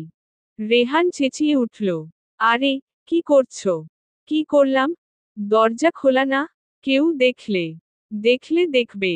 রুহির কেমন গা ছাড়া ভাব। রেহান নিজেও লোভ সামলাতে পারছে না। মেয়েটির সাথে দীর্ঘদিনের প্রণয়র। হয়তো রুহির জীবনের প্রথম পুরুষ রেহানি। কি? দেখছি। কি দেখ? তোমায়। অন্য মেয়েদের মতো লাজুক নয় রুহি। ও আরেকটু কাছে আসল। আরে, কি করছো? কাছে আসছি। না, না দূরে থাকো। উহু। পাগলি, কেউ এসে পড়বে। আসুক না। আমি আমার পছন্দের মানুষের কাছে আসব না? সে আসবে। তবে সময় আর সুযোগটা মাথায় রাখবে না? রুহি উত্তর দিল না। বরং রেহানের গলায় মুখ ডুবিয়ে দিল। মেয়েটির তপ্ত নিঃশ্বাস গলায় ছেয়ে যাচ্ছে। রেহান চোখ বন্ধ করে নিল। এই মেয়েটি কেন বুঝে না, সে যখন কাছে আসে তখন রেহান নিজেকে ধরে রাখতে পারে না। ভুল করার ইচ্ছে জাগে। প্রায় 4টা মাস পেরিয়ে গেল। সীমাত এখন সকলের মাঝে মিশে গিয়েছে। তাকে রুহির কলেজে ভর্তি করানো হলো।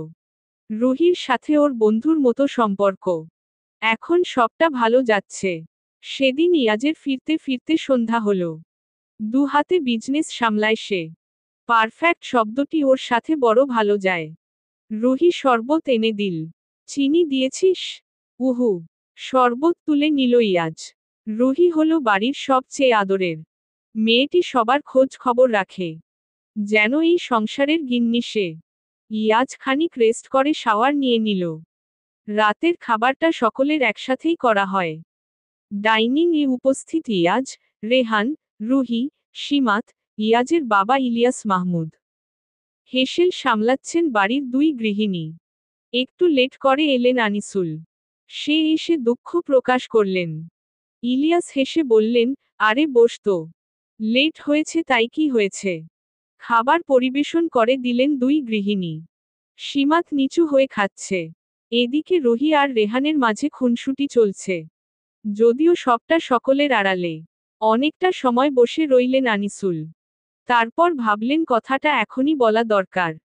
রেহানের সাথে সীমাতের সম্পর্কটা ভালোই এগিয়েছে। দুজন দুজনকে মানতে অসুবিধা থাকার কথা না। সকলকে একটা কথা বলতে চাচ্ছিলাম। সবার মনোযোগ ভদ্রলোকের দিকে গেল। সীমাত ভাতের লোকমা মুখে দিয়েছে সবে। আনিসুল ভাগ্নির মাথায় হাত বুলিয়ে দিলেন। বাড়ির দুই গৃহিণীও উপস্থিত হলেন। আনিসুল সাহেব বুক ফুলিয়ে বললেন, আমি চাচ্ছি সীমাতকে নিজের কাছেই রাখতে। এটা নিশ্চয়ই ভালো কথা। রেহান বলল, হ্যাঁ, ওকে আর কোথাও পাঠাচ্ছি না। কি সুন্দরী, অন্য কোথাও যাবে না তো? আনিসুল মনে মনে খুশি হলেন। এটাই মোক্ষম সুযোগ। সীমাত কিছু বুঝতে পারছে না। ইয়াজ স্বল্পভাষী, তবে বুদ্ধিমান। সে বুঝতে পারছে আনিসুলের কথা এখানেই শেষ নয়। আর তেমনটাই হলো। রেহানের সাথে সীমাতের বিয়ে দিতে চাচ্ছি। এখনই না, তবে বাগদানটা করে রাখব। সীমাতের এইচএসসি শেষ হলে বিয়েটা হবে। প্রস্তাবটা সকলের পছন্দ হলো। তবে দুটি মানুষ থমকে গেল। রুহি আর রেহান দুজনের হৃদয়েই তাণ্ডব শুরু হলো। এদিকে সীমাত অনুভূতিহীন। সে বুঝতে পারছে না এমতাবস্থায় কেমন আচরণ করতে হবে। ঘরে ফিরে একচোট কান্নাকাটি করল রুহি। তার স্বপ্ন, তার ভালোবাসা হারিয়ে যাচ্ছে। অথচ সে নিরুপায়। পরিস্থিতি ভয়াবহ। রেহান কখনোই রুহির ঘরে আসে না। আজ এসেছে। মেয়েটির কান্না ভেজা চোখ তাকে দুঃখ দিচ্ছে। এই মেয়ে, কান্নাকাটি করো না প্লিজ। আমি কথা বলবো। তুমি এতটা ভেঙে কেন যাচ্ছ? কিচ্ছু ঠিক হবার নয় রেহান। তুমি চলে যাও। আমরা একে অপরের ভাগ্যে নেই। আরে পাগল, প্লিজ। রেহান আর কিছু বলল না। নত হয়ে বেরিয়ে পড়ল। ওর দু চোখে নেমে এল যন্ত্রণা। বাবা মায়ের উচিত ছিল বিষয়টা আগে জানানো। এভাবে সকলের সামনে আগে বলা ঠিক হয়নি। একটা দীঘল শ্বাস বেরিয়ে এল হৃদয় থেকে। রেহানের কালো মেঘে ডুবে থাকা মুখটি নজরে এসেছে ইয়াজের। সে বুদ্ধিমান। চট করেই বিষয়টা ধরে ফেলেছে। বোনের ঘরে এসে উপস্থিত হল। মেয়েটি কান্নাকাটি করছে। তবে আগেই কিছু বলল না। ও দেখতে চাচ্ছে জল কোন দিকে গড়ায়। কয়েক মাস পেরিয়ে গেলেও সীমাতের সাথে খুব একটা কথা হয়নি ইয়াজের। বলা বাহুল্য কথাই হয়নি। সীমাত শান্ত দৃষ্টি ফেলে সামনে তাকিয়ে। ইয়াজ ওর পাশে বসল। এতে মনোযোগ সরে এল। পাশ ঘুরে পুরুষটিকে দেখে কিছুটা অপ্রস্তুত বোধ করল। কফি খাবে? হু না কিছু বলার পূর্বেই কফি এগিয়ে দিল ইয়াজ। বিষয়টা সীমাতকে প্রভাবিত করল। তবে লজ্জায় কিছু বলল না। আচ্ছা সীমাত, রেহানকে তোমার কেমন লাগে? এ প্রশ্নটা সে নিজেও ভেবেছে। ভালো মন্দ কোনো উত্তর মিলেনি। তাই সে জবাবে ব্যর্থ হল। হাজবেন্ড হিসেবে ওকে পছন্দ কর? মাথাটা নুয়ে ফেলল সীমাত। ওর জোরতা লক্ষ্য করে ইয়াজ কথা বাড়াল না। তবে মেয়েটিকে ভালো মতন দেখে নিল। ঘরে এক চোট তাণ্ডব লেগেছে। আনিসুল ছেলের উপর চেঁচালেন। এটা কেমন কথা? তিনি সকলের সামনে বিয়ের কথাটা তুলেছেন। আর ছেলে কি না অবজ্ঞা করছে। অথচ রেহান বোঝাতে পারছে না সীমাতকে বোনের নজরে দেখে সে। আনিসুল রেগেমেগে বের হতে যাচ্ছিলেন ওমন সময় ঘরে উপস্থিত হল ইয়াজ।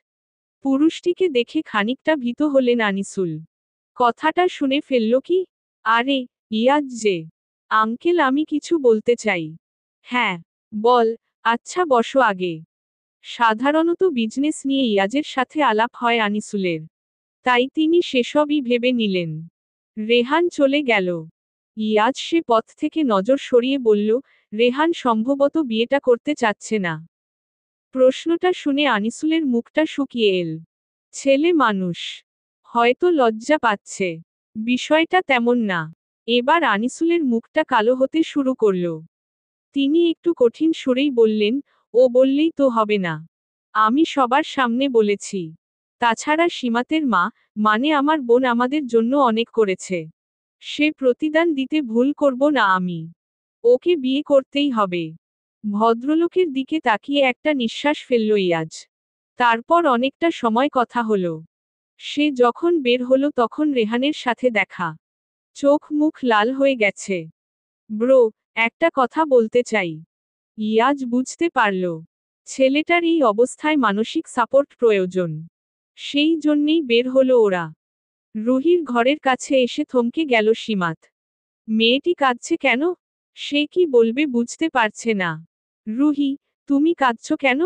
রুহি চট করেই চোখ মুছে নিল। হাসি রাঙিয়ে বলল, কাঁদছি না তো। আমি স্পষ্ট দেখলাম। আচ্ছা বাদ দাও। বলো তোমার খবর। বিয়ের কন্যার মুখে হাসি নেই কেন? সীমাত উত্তর দিতে পারল না। সে আসলে আনন্দ খুঁজে পাচ্ছে না। রেহান স্বামী হিসেবে নিশ্চয়ই দারুণ হবে। তবে ওর মন কেন মানছে না? কি হলো? তুমি কি চিন্তা করছো? এই সীমাত, তোমার বিয়েতে আমি কিন্তু খুব নাচব। সীমাত হাসার চেষ্টা করল। হুট করেই রুহি ওকে জড়িয়ে ধরল। সীমাত শান্তি খুঁজে পাচ্ছে না। বুঝতে পারছে না কি করা উচিত। এদিকে দু চোখে বর্ষণ নেমেছে রুহির। নিজের জীবনের এই অন্ধকার কেমন করে সইবে সে? অপেক্ষার প্রহর নয়। ধুমধাম আয়োজনে বিয়ে হয়ে গেল সীমাতের। শুরুতে কথা হয়েছিল বাগদান হবে। তবে আনিসুল বিষয়টা পরিবর্তন করে দিয়ে বিয়ের অনুষ্ঠান শেষ করলেন। সীমাত বসে আছে। এই রুমটায় কখনো আসা হয়নি তার। বুকের ভেতর কেমন ধিম ধিম করছে। স্বামী নামক মানুষটি কেমন হবে সে জানে না। তার ভয় হচ্ছে। প্রচণ্ড ভয়। খানিক বাদে দরজা খুলে গেল। সীমাত শাড়ি খামচে চোখ বন্ধ করল। পুরুষটি বোধহয় নিকটে আসছে। সীমাত চোখ খুলতে পারছে না। তার ভেতরে আন্দোলন নেমেছে। হাতটা বাড়াও। মেয়েটি হাত বাড়াল না। পুরুষটি পুনরায় বলল, হাত বাড়াও। এবার সীমাত পড়ল বিপাকে। কোন হাত বাড়াবে? ডান নাকি বাম? পুরুষটি বোধহয় ধৈর্য ধরতে পারল না। তাই নিজ থেকেই বা হাত টেনে নিল। পরিয়ে দিল হিরে খচিত ব্রেসলেট। সীমাতের সর্বাঙ্গে কেমন হিম ধরেছে। সে কথা বলতে পারছে না। সম্ভবত একটু ঢিলে হয়েছে। আসলে মাপটা বুঝতে পারিনি। সীমাত এবারও চুপ। তার অন্তরের ঝড় থামছে না। অথচ তিন কবুল বলে মানুষটিকে স্বামী রূপে গ্রহণ করেছে সে।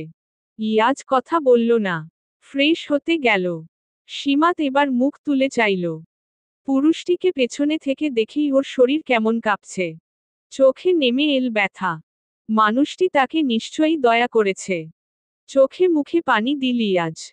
আনিসুল সাহেবকে মানাতে গিয়ে বেশ বড় ত্যাগ করতে হলো তাকে। বোনের ভালোবাসা রক্ষা করতে গিয়ে নিজেকে উৎসর্গ করতে হলো। যদিও শুরুর দিকে আনিসুল সাহেব রাজি ছিলেন না। ভাগ্নির প্রতি স্নেহ যেন তার একটু বেশি। ওনার মতে রেহানের থেকে 6 বছরের ছোট সীমাত। আর রেহানের থেকে ইয়াজ আরও 5 বছরের বড়। সেই হিসেবে ইয়াজ আর সীমাতের সম্পর্কটা সম্ভব না। 11 বছরের বড় পুরুষের সাথে সীমাতকে বিয়ে দিতে চাননি আনিসুল। এর জন্য ইয়াজকে কম কাঠখড় পোড়াতে হলো না।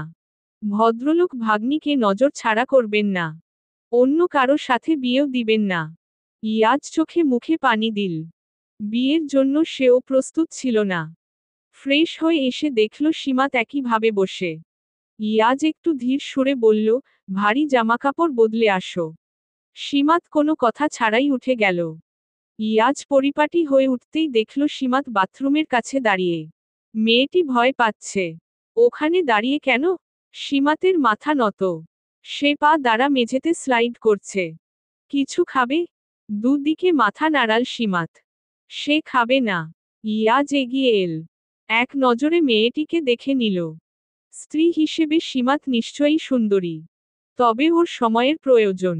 সীমাতেরও তাই। বারান্দায় আসো।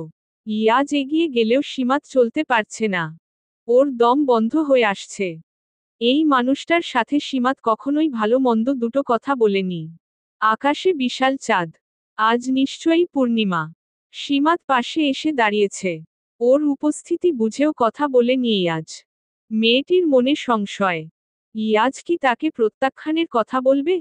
এমনটা হলেও সে অবাক হবে না। হাজারটা ভয় সংকোচের দেয়াল ভেঙে দিয়ে ইয়াজ বলল, ভালোবাসা একদিনে হয় না। এমন কথাও নেই ভালোবেসেই বিয়ে করতে হবে। বিয়ের পরও ভালোবাসা হতে পারে। অ্যারেঞ্জ ম্যারেজ করে অনেকেই সুখী হয়, হয়েছে। আমি তোমায় মন থেকে মেনে নিয়েছি, তাই ইজি ফিল করো না। তুমি আমার স্ত্রী সীমাত। মেয়েটির সমস্ত শরীর জুড়ে যেন সুখ বয়ে গেল। হাত কাঁপতে শুরু করেছে। ইয়াজ পুনরায় বলল, হয়তো সময় লাগবে। তবে সম্পর্কটা আগাবে। দ্বিধা ছাড়াই আগাবে। সীমাত এবার ও কথা বলতে পারল না। ইয়াজ নিজ থেকেই বলল, হাতটা দাও। সীমাত এবার হাত বাড়াল। ইয়াজ তা দু হাতে তুলে নিয়ে সময় নিয়ে ঠোঁট ছোঁয়াল। এই অনুভূতি, ভালো লাগা সীমাতের জন্য নতুন। খুবই নতুন। সুখে ওর কান্না আসতে চাইছে। সত্যিই কি মানুষটা তাকে ভালোবাসবে? সকালের মিষ্টি রোদ চোখে মুখে লাগতেই ঘুম ছুটে গেল সীমাতের। অনেকগুলো দিন পর ভালো ঘুম হয়েছে তার। সে চোখ খুলে দেখল অন্য একটা রুম। সে ভীত হয়ে উঠে পড়ল। এক মুহূর্তের জন্য ভয় পেয়েছিল সে। তারপর মনে হলো ইয়াজের সাথে বিয়ে হয়েছে তার। মানুষটি তাকে এই বেডে শোয়ার অধিকারও দিয়েছে। সবটা মনে করে একটুখানি হাসল সে। হয়তো ওদের সম্পর্কটা সত্যিই আগাবে। ইয়াজ পাশে নেই। অর্থাৎ জিম করতে বের হয়েছে।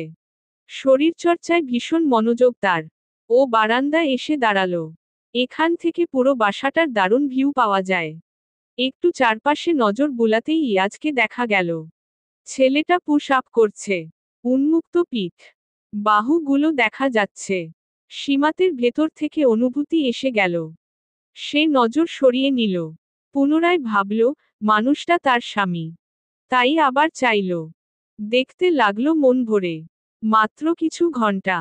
এই কিছু ঘন্টাই ওর হৃদয়ে ভালোবাসা জাগ্রত করল। অথচ দুদিন পূর্বেও এমন কোনো অনুভূতি ছিল না। দরজা খুলতেই চমকে তাকালো সীমাত। ইয়াজ তোয়ালে দিয়ে ঘাম মুছে নিচ্ছে। সরি, তোমায় না ডেকেই বেরিয়ে গিয়েছিলাম। ভয় পেয়েছিলে? না, ঠিক আছি।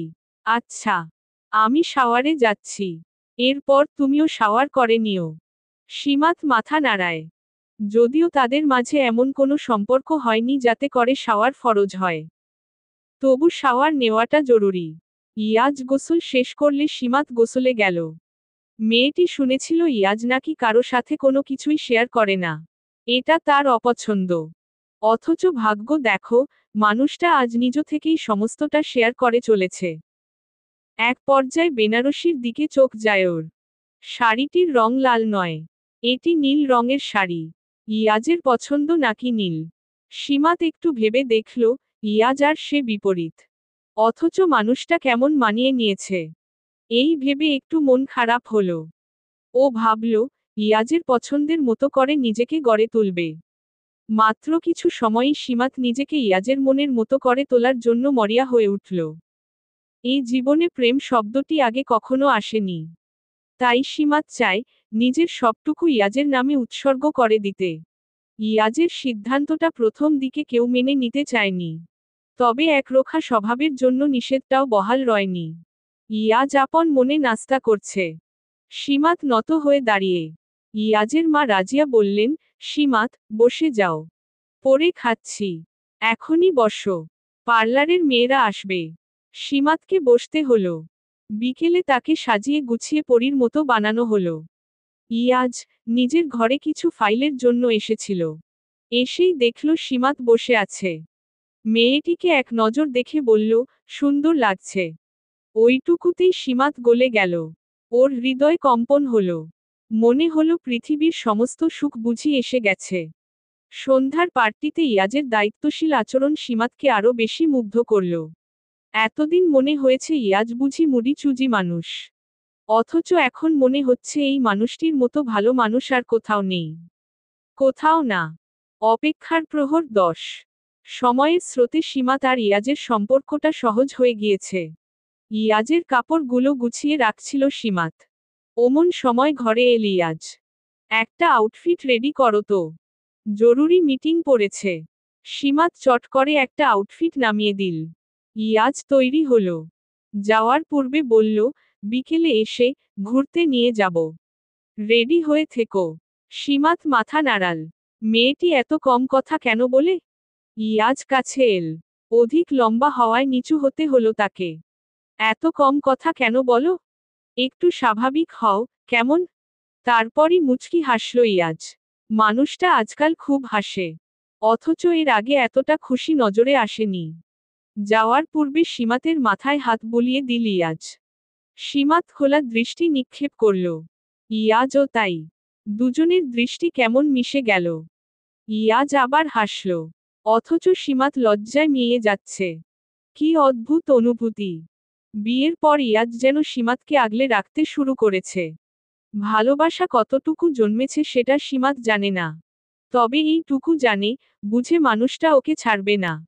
সীমাত লাল রঙের একটি শাড়ি নামিয়ে নিল। এটা ইয়াজই এনে দিয়েছিল। ছেলেটার নাকি নীল রং পছন্দ।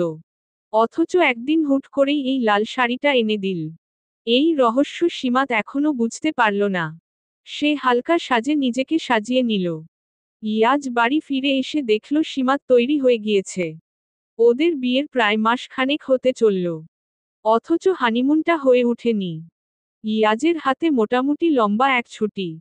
হাতের ঘড়িটা খুলে নিয়ে সীমাতের কাছে এল। সীমাত কিন্তু নজর রাখতে পারল না। সে নিচের দিকে তাকিয়ে। ইয়াজ তার লম্বা শক্তপোক্ত হাতের সাহায্যে সীমাতের বাহু চেপে ধরে, কিছুটা কাছে টেনে নিল। এতে অদ্ভুতভাবে কম্পিত হল মেয়েটি। অথচ এমন না, আজই ইয়াজ এতটা কাছাকাছি এসেছে। বিয়ের সপ্তাহ খানেক যেতেই ইয়াজ তার সর্বোচ্চ ভালোবাসায় সিক্ত করেছে ওকে। অথচ ওর লজ্জায় নত হওয়া মুখটা দেখলে উল্টোটাই মনে হবে। সিলেট যাচ্ছি। পাহাড় ভালো লাগে তো? হুম। এ ছাড়া অন্য কোনো পছন্দ আছে? উহু। সীমাতের কথায় মৃদু হাসল ইয়াজ। সে জানে মেয়েটি পাহাড় বেশি পছন্দ করে। অথচ ইয়াজের পছন্দ সমুদ্র। ওদের দুজনের মাঝে মিলের চেয়ে অমিলটাই বেশি। অথচ দুজনই মানিয়ে নিয়েছে। ভালো লাগা ভালোবাসাকে পাশ কাটিয়ে গুরুত্ব দিয়েছে সম্পর্কটা। নিচে নামতেই ইয়াজের মা রাজিয়া ছেলে ও ছেলের বউকে দোয়া পড়ে দিলেন। ওদের বিদায় জানাতে এসেছে সকলে। রেহান ওদের একটু দাঁড়াতে বলে উপরে উঠে গেল। নেমে এল ক্যামেরা হাতে। সীমাতের অধর জুড়ে হাসি। পছন্দ হয়েছে সুন্দরী? খুব। আচ্ছা। অনেক অনেক ছবি তুলবে কেমন? হুম। Thank you. রেহান মেয়েটির মাথায় হাত বুলিয়ে দিল। ইয়াজ গাড়ি পার্কিং থেকে নিয়ে এসে সকলের থেকে বিদায় নিল। গাড়ি চলতে শুরু করেছে। এক পর্যায়ে ইয়াজ বলল, ফটোগ্রাফির শখ রয়েছে তোমার? কিছুটা চমকে গেল সীমাত। মাথা নাড়িয়ে হ্যাঁ বোঝালো। ইয়াজ না তাকিয়েই বলল, মনকে সর্বদা গুরুত্ব দিবে। তোমার ভালো লাগাটা আমার কাছে সবচেয়ে দামি। তাই কিছু প্রয়োজন কিংবা অপ্রয়োজনে জানাতে ভুলবে না। সীমাত নত হয়ে রইল। ইয়াজ বুঝে না মেয়েটি কেন তার সাথে সহজ হতে পারে না। ড্রাইভ করে এসেছে ওরা। তবে ফিরবে ফ্লাইটে। ইয়াজ ক্লান্ত। মাঝে লাঞ্চ করেছিল। তবে এখন সন্ধ্যা হয়ে গিয়েছে।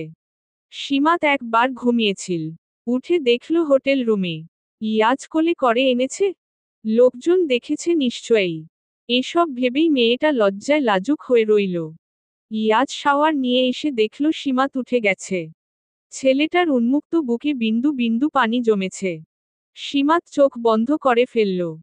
ওর এই অবস্থা দেখে ইয়াজ হাসল। কাছে এল এবার। দুহাত মুঠোয় নিয়ে বলল, এমন করছো যেন এভাবে আগে কখনো দেখনি। ইয়াজের এক একটা শব্দ তোলপাড় তুলে দিল সীমাতের হৃদয়। ইয়াজ নিজেও ক্লান্তি ঠেকাতে বধূকে খুব করে চাইছিল। সেই বৃষ্টিস্নাত সন্ধ্যাটা সীমাত আর ইয়াজের জন্য মধু হয়ে এল। সীমাত ঘুমিয়ে আছে। শরীরে ইয়াজের শার্ট, যা ঠেকেছে হাঁটু অবধি। ইয়াজ মৃদু হেসে মেয়েটির শরীরে কম্বল জড়িয়ে দিল। তৈরি হয়ে নেমে এল কিছু ফর্মালিটিস আর ডিনার অর্ডার করতে। ফিরে এসে দেখল সীমাত উঠে গেছে। মেয়েটি ইয়াজকে দেখে নিজেকে আবৃত করার চেষ্টা করছে।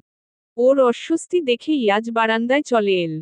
অথচ মেয়েটি একটু আগেও ইয়াজের বুকে শুয়েছিল। বেশ কিছু সময় যেতেই ইয়াজ ডাকল। হয়েছে? জি।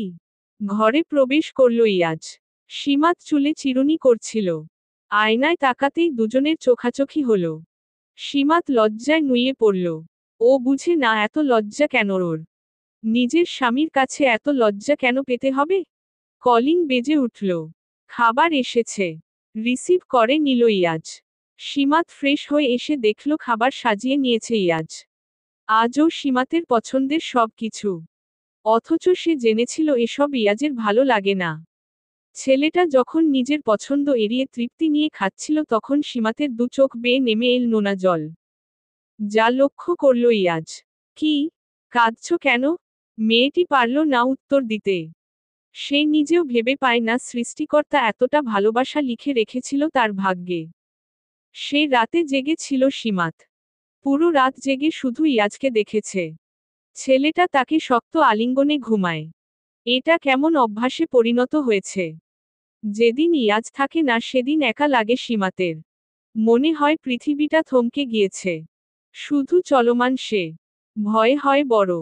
সীমাত তার উষ্ণ ঠোঁট দিয়ে ইয়াজের কপালে চুম্বন করে। ছেলেটা ঘুমিয়েছে বিধায় এই অসাধ্য সাধন করতে পারল মেয়েটি। নতুবা কখনোই পারত না। সিলেটের সময়টা সীমাতের জন্য সেরা ছিল। অনেক কিছু শিখেছে সে। ফটোগ্রাফি কি করে করতে হয় সবটা ধরে ধরে শিখিয়েছে ইয়াজ। আজ ওদের ফেরার পালা। ফ্লাইটে ফিরেছে বিধায় তেমন ক্লান্ত নয়। তবু জার্নিতে ধকল কিছুটা থেকেই যায়। বাসায় এসে চমক পেল ওরা। দেখল, বিনি আর বিলকিস ড্রয়িং রুমে বসে আছে। সীমাতকে দেখেই ছুটে এল বিনি। এসে জড়িয়ে ধরল। কেমন আছিস তুই? কতদিন পর দেখলাম তোকে। রেগে আছিস খুব? মাফ করে দে সীমাত। বিলকিস কান্নায় ভেঙে পড়লেন। সীমাত সারাটা জীবন এই দুটি মানুষের ভালোবাসা কামনা করেছে। তাই হয়তো আবেগ লুকাতে পারল না। ইয়াজ এসবে খুশি হতে পারছে না। এই মা মেয়েকে ওর একদমই ভালো লাগছে না। তবে বের করে দেওয়ার মতো মন মানসিকতা ওদের নেই। যেহেতু দুদিন বাদেই রেহান আর রুহির বিয়ের অনুষ্ঠান তাই ওনাদের থাকতে বলা হলো। সীমাতকে খুব খুশি দেখাচ্ছে। ইয়াজ একটু হতাশার শ্বাস ফেলল। যদিও মন নানান কথা বলছে তবু সে চাইল সীমাতের এই খুশি দীর্ঘস্থায়ী হোক। ইয়াজ শাওয়ার নিয়ে এসে চুল মুছছিল। ওমন সময় ঘরে এল বিনি। অনুমতি না নিয়েই ঘরে প্রবেশ করেছে। সীমাত তখন কাপড়গুলো কাবাডে রাখছিল। বিনি এসেই জড়িয়ে ধরল।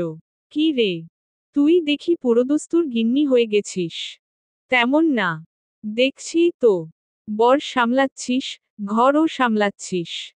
কথা পাল্টাতে সীমাত বলল, লাঞ্চ করবি না? বেলা হয়েছে তো। হুম করব। তাই তোকে নিতে এসেছি। আচ্ছা, আমি আসছি। বিনি পুরোটা সময় ইয়াজের দিকে তাকিয়েছিল। উন্মুক্ত পিঠ, পেশিগুলো ফুলে উঠেছে। সুঠাম ফর্সা শরীর মনকে জাগিয়ে তোলে। বিনি একটু হেসে বলল, ঠিক আছে। আয়, আমি যাচ্ছি। বিনি চলে গেল। সীমাত নিজেও অস্বস্তি বোধ করছিল। ইয়াজ ওর দিকে ফিরে বলল, সীমাত, একটা কথা মনে রাখবে। যে যতই আপন হোক না কেন তাকে শতভাগ বিশ্বাস করবে না। চারপাশে অনেক কিছু থাকবে, আছে যা তুমি জানবেও না। তাই সব সময় সচেতন থাকবে। এই কথা বলেই সীমাতের কপালে ঠোঁট ঠেকাল ইয়াজ। মেয়েটির যে কি হলো। আজ নিজ থেকেই জড়িয়ে ধরল। বুকে মাথা ঠেকিয়ে শুনতে লাগলো প্রিয় স্বামীর হৃদস্পন্দন। অপেক্ষার প্রহর 11। হলুদের অনুষ্ঠান। মেয়েদের জন্য অনেকগুলো শাড়ি আনা হয়েছে। তবে ইয়াজ সীমাতের জন্য আলাদা করে এনেছে। এই শাড়িটা খুব স্পেশাল করে বানানো। সীমাত সেটা পরতেই নিচ্ছিল ওমন সময় এল বিনি। তার মন খারাপ। কি হয়েছে? না, কিছু না। বল। শাড়িগুলো আমার পছন্দ হয়নি। সবাই একরকম পরবে। তাতে কি? এটা তো ভালো। কোথায় ভালো? ভালো হলে তুই কি আলাদা পরতি? সীমাত বুঝল না সে কি বলবে। বিনি মন খারাপ করে তাকিয়ে রইল। তারপর দেখতে লাগলো সীমাতের শাড়িটা। এটা তো খুব সুন্দর। আঁচল টেনে নিয়ে শরীরের উপর দিল। আয়নায় নিজেকে দেখে বলল, দেখ, কি মানিয়েছে আমায়। সীমাত পুরো সময় চুপ। সে কিছু বলতে চাইছে না। এবার বিনি বায়না ধরল। দে না তোর এই শাড়িটা। বিনি, অন্য শাড়ি আনিয়ে দিচ্ছি। অন্য শাড়ি কেন? এটা দিলে কি হবে? এটা, উনি দিয়েছেন। বিনি কোনো কথা ছাড়াই শাড়ি নিয়ে বেরিয়ে গেল। সীমাত ভ্যাবলার মতো তাকিয়ে রইল। ও কিছু বলবে যে তারও উপায় নেই। হলুদের অনুষ্ঠানে সীমাতের শরীরে অন্য শাড়ি দেখে যা বোঝার বুঝে নিল ইয়াজ। তবে সে চুপ রইল। ইয়াজ সুন্দর পাঞ্জাবি পরেছে। তাকে দেখে যে কেউ মুগ্ধ হবে। বিনি এসে দেখল সীমাতের পাশে দাঁড়িয়ে আছে ইয়াজ। এই পুরুষটির প্রতি নজর লেগেছে ওর। কিছুতেই মাথা থেকে যাচ্ছে না। ইয়াজ তখন সীমাতের বাহু জড়িয়ে ধরে কিছু বলছিল, অমন সময় বিনি ডেকে উঠল। এই সীমাত, একটু শোন তো। অসহায় নজরে তাকালো সীমাত। ইশারায় যেতে বলল ইয়াজ। তার ভালো লাগছে না। বিনি মেয়েটি সুবিধার নয়। সীমাত অনেকক্ষণ ধরে গিয়েছে। ইয়াজ অন্য কাজে ব্যস্ত হল। হলুদের অনুষ্ঠান শুরু হয়েছে। জনে জনে মানুষ উপস্থিত হয়েছে। রুহি আর রেহানকে হলুদ লাগানো হচ্ছে। ইয়াজ ভিড় পছন্দ করে না। তাই সে আড়ালে ছিল। ঠিক সে সময় একটি হাত ওর গালে স্পর্শ করল। পেছনে চেয়ে দেখল বিনি। খিলখিল করে হাসছে। বাহ, আপনাকে তো হলুদ লাগানোর পর অনেক সুন্দর লাগছে। ইয়াজ রাগান্বিত বোধ করলেও মুখে সেটা প্রকাশ করল না। আগে লাগতো না। ইদানিং সীমাতের ছোঁয়া পেয়ে সুন্দর হয়ে যাচ্ছি। কালো মেঘ ভর করল বিনির হৃদয়, তবে সে হেসে উড়িয়ে দিল। সীমাত একটু দূরে দাঁড়িয়ে। বিনির হাতে হলুদের বাটি। সেটা থেকে একটু হলুদ নিল ইয়াজ। বিনি খুশি হল। এমনটাই চাচ্ছিল সে। সে ভেবেছিল ইয়াজ তাকে হলুদ লাগিয়ে দিবে। তবে তেমনটা হলো না। ছেলেটা এগিয়ে গেল সীমাতের দিকে।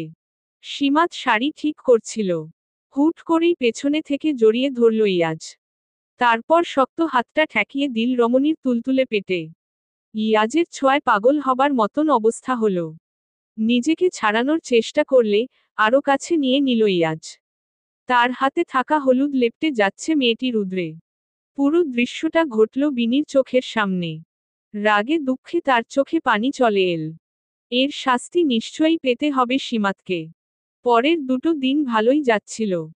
বিনি ইয়াজের মুখোমুখি হয়নি, কিংবা ইয়াজ সে সুযোগ দেয়নি। রিসিপশনের অনুষ্ঠান শেষে প্রায় সকলেই বাইরে আড্ডা দিচ্ছিল। ইয়াজের শরীর কিছুটা ক্লান্ত। সেই সাথে লোকজনের ভিড় তার পছন্দ নয়। সেই জন্যে নিজের ঘরে এসেছিল। মাথাটা হুট করেই কেমন ঘুরাচ্ছে। শাওয়ার নেওয়া প্রয়োজন।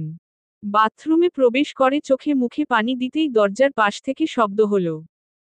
সে পেছনে দিকে তাকালো। দেখল বিনি দাঁড়িয়ে।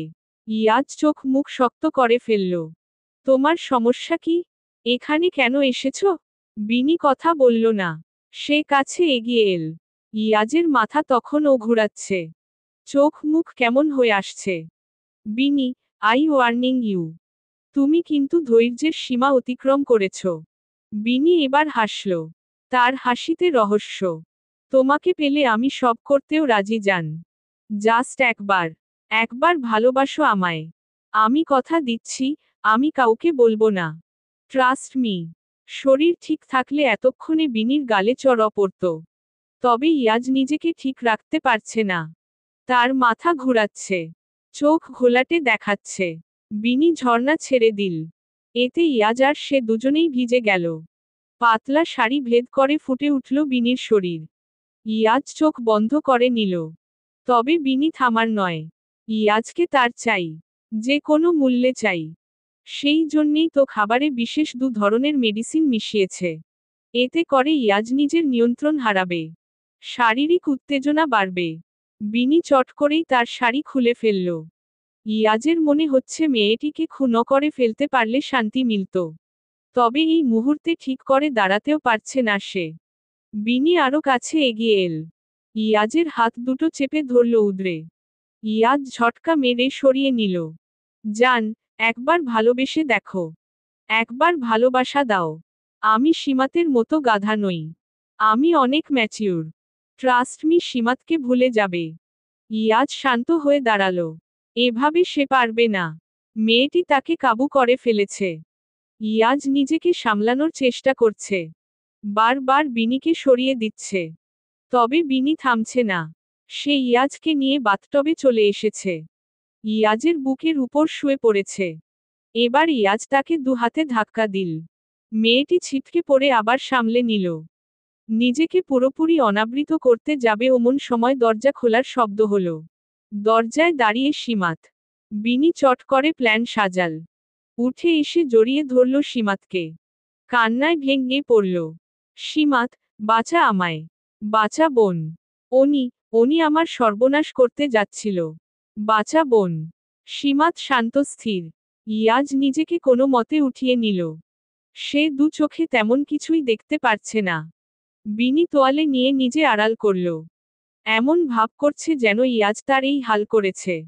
সীমাতের দু চোখে রাগ ঝরছে। সে নিজেকে ধরে রাখতে পারছে না। নিজের সবটুকু শক্তি প্রয়োগ করে বিনির গালে আঘাত করল। বিনি ছিটকে পড়ল মেঝেতে। তুই আমায় মারলি? আমায় মারলি তুই? তোর বর আমার সাথে নষ্টামি করতে চাইল আর আমার মারলি তুই? বের হ, বের হ বিনি। আমাকে বাধ্য করিস না তোর জানটা বের করে নিতে। বিনি বুঝল সীমাতকে বলে লাভ নেই। সে দ্রুত বেরিয়ে গেল। ইয়াজ কোনো মতে উঠে এসেছে। সীমাত তাকে দু হাতে জড়িয়ে ধরল। ইয়াজ নিজের হয়ে সাফাই গাওয়ার চেষ্টা চালালো না। কারণ ও জানে, সীমাত তাকে ভুল বুঝেনি। আর না কখনো বুঝবে। শেষ রাতে ইয়াজের নেশাটা কেটে গেল। তার শরীরে শারীরিক উত্তেজনার ঔষধ পড়েছে বিধায় সে কিছুটা নিয়ন্ত্রণহীন হল। সীমাত ও নিজেকে মেলে ধরেছে। মানুষটাকে সর্বোচ্চ ভালোবাসা দিয়েছে। ঘুম ভেঙে দেখল সীমাত চেয়ে আছে। ইয়াজ একটা শ্বাস ফেলে বলল, আমাকে ভুল না বোঝার জন্য থ্যাঙ্কস সীমাত।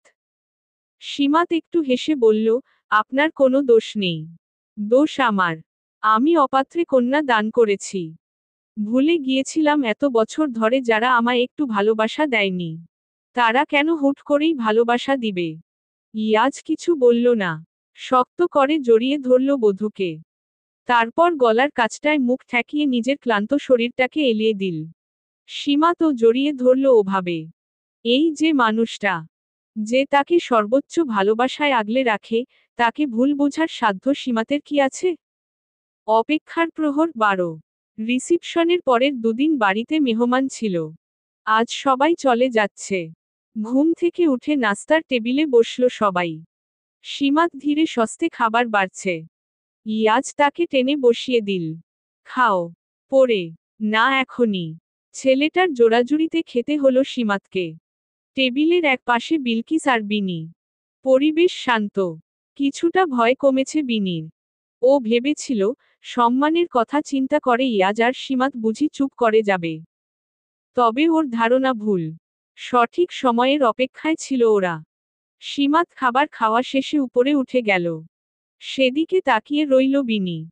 তারপর আবার খাওয়ায় মনোযোগ দিল। খানিক বাদে সীমাতকে দেখা গেল। হাতে লাগেজ। সকলের দৃষ্টিতে বিস্ময়। ইয়াজ নিজেও অবাক হয়েছে। সেই সীমাতের কথা ভেবে চুপ করে গিয়েছিল। তবে সীমাত যে ছেড়ে দিবে না এটা বুঝতে পারছিল না। আম্মা, গাড়ি ঠিক করে দেওয়া হয়েছে। তোমাদের রেলস্টেশনে পৌঁছে দেওয়া হবে। বিলকিস কিছুটা অপমান বোধ করলেন। উঠে দাঁড়ালেন। সকলেও বিস্ময় নিয়ে তাকিয়ে। তুই আমায় তাড়িয়ে দিচ্ছিস সীমাত? হ্যাঁ। সহজ সরল উত্তর। এবার বিনি জ্বলে উঠল। বড়লোক বাড়ির বউ হয়ে আমাদের ভুলে গেলি সীমাত। আমার মা তোকে কম যত্ন করেছে? এবার সীমাতের হাসি পেল। এরা কখনো যত্ন করেছে ওর? তবে ও চুপ রইল। পাশ থেকে কেউ কিছু বলছে না। তারা ঘটনা বোঝার চেষ্টা করছে। তুই ঠিক করছিস না সীমাত। এত স্বার্থপর। হুম স্বার্থপর। তবে তোর মতো নষ্ট না। মুখ সামলে কথা বল সীমাত। তুই ভুলে যাস না আমি কে। তুই, তুই কে? তুই কেউ না। তুই হলি সেই মেয়ে যার ইজ্জতের মূল্য নেই। সোজাসুজি বললে পতিতা। এবার বিলকিস চটে গেলেন। উঠে এসে সীমাতকে থাপ অপ্র দিতে চড়াও হলেন। তবে পারলেন না। ইয়াজ আটকে দিল। আপনার সাহস কি করে হয়, আমার স্ত্রীর গায়ে আঘাত করতে যাওয়ার? বিলকিস রক্তিম চোখে তাকালেন। সীমাত ইয়াজের হাত আগলে দাঁড়াল। এদের বের করে দিন। আমি মুখ দর্শন করতে চাই না। আর ওই নষ্টা মেয়ে যেন আমার দু চোখের সীমানায় না আসে। নষ্টা কোথাকার? তুই কি ভেবেছিস, তোর ওই নষ্ট শরীর দেখিয়ে আমার স্বামীকে কাবু করতে পারবি? বোম ফাটিয়ে দিল সীমাত। বিনি নিজের হয়ে কথা বলতে পারল না। অপমানে গা জ্বলে যাচ্ছে বিলকিসের। তিনি তৎক্ষণাৎ মেয়েকে নিয়ে বেরিয়ে গেলেন। সীমাত কেঁদে উঠল। কাঁদতে কাঁদতে মেঝেতে বসে পড়ল। ওকে আগলে নিল ইয়াজ। একদম বুকের সাথে মিলিয়ে বলল, এভাবে ভেঙে যেও না প্লিজ। ওরা এমন কেন? এমন কেন ওরা? আমাকে কেন ভালোবাসল না? ইয়াজ লম্বা করে দম নিল।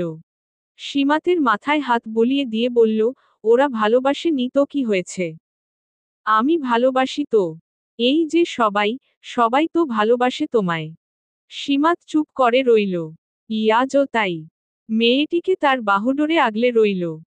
যেন ছোট্ট কোনো পাখির ছানা। 2 বছর পর। হাতে বেশ কিছু সময় পাওয়া গিয়েছে। রেহান, রুহি, সীমাত, ইয়াজ ঠিক করল কোথাও একটা ট্যুর দিবে। সেই অনুযায়ী সমস্তটা প্ল্যানও করেছিল, তবে মাঝে বাধা হলেন ইয়াজের বাবা ইলিয়াস মাহমুদ। তার মতে বহুদিন হলো গ্রামের বাড়ি যান না। ছেলে মেয়েরা এভাবে নিজ স্থানে না যাওয়া আশা করলে পরবর্তীতে নিজের শিকড়ই চিনবে না। তাই সকলে মিলে গ্রামে ঘুরতে যাবে। পরদিনই ব্যাগ গুছিয়ে বের হলো সবাই। ইয়াজের পাশে বসে সীমাত। সে চারপাশের মুগ্ধতা অনুভব করছে। ইয়াজের দাদা বাড়ি রাজশাহীতে। পরিষ্কার পরিচ্ছন্ন পথঘাট বড় সুন্দর লাগছে। সীমাত চেয়েই রইল।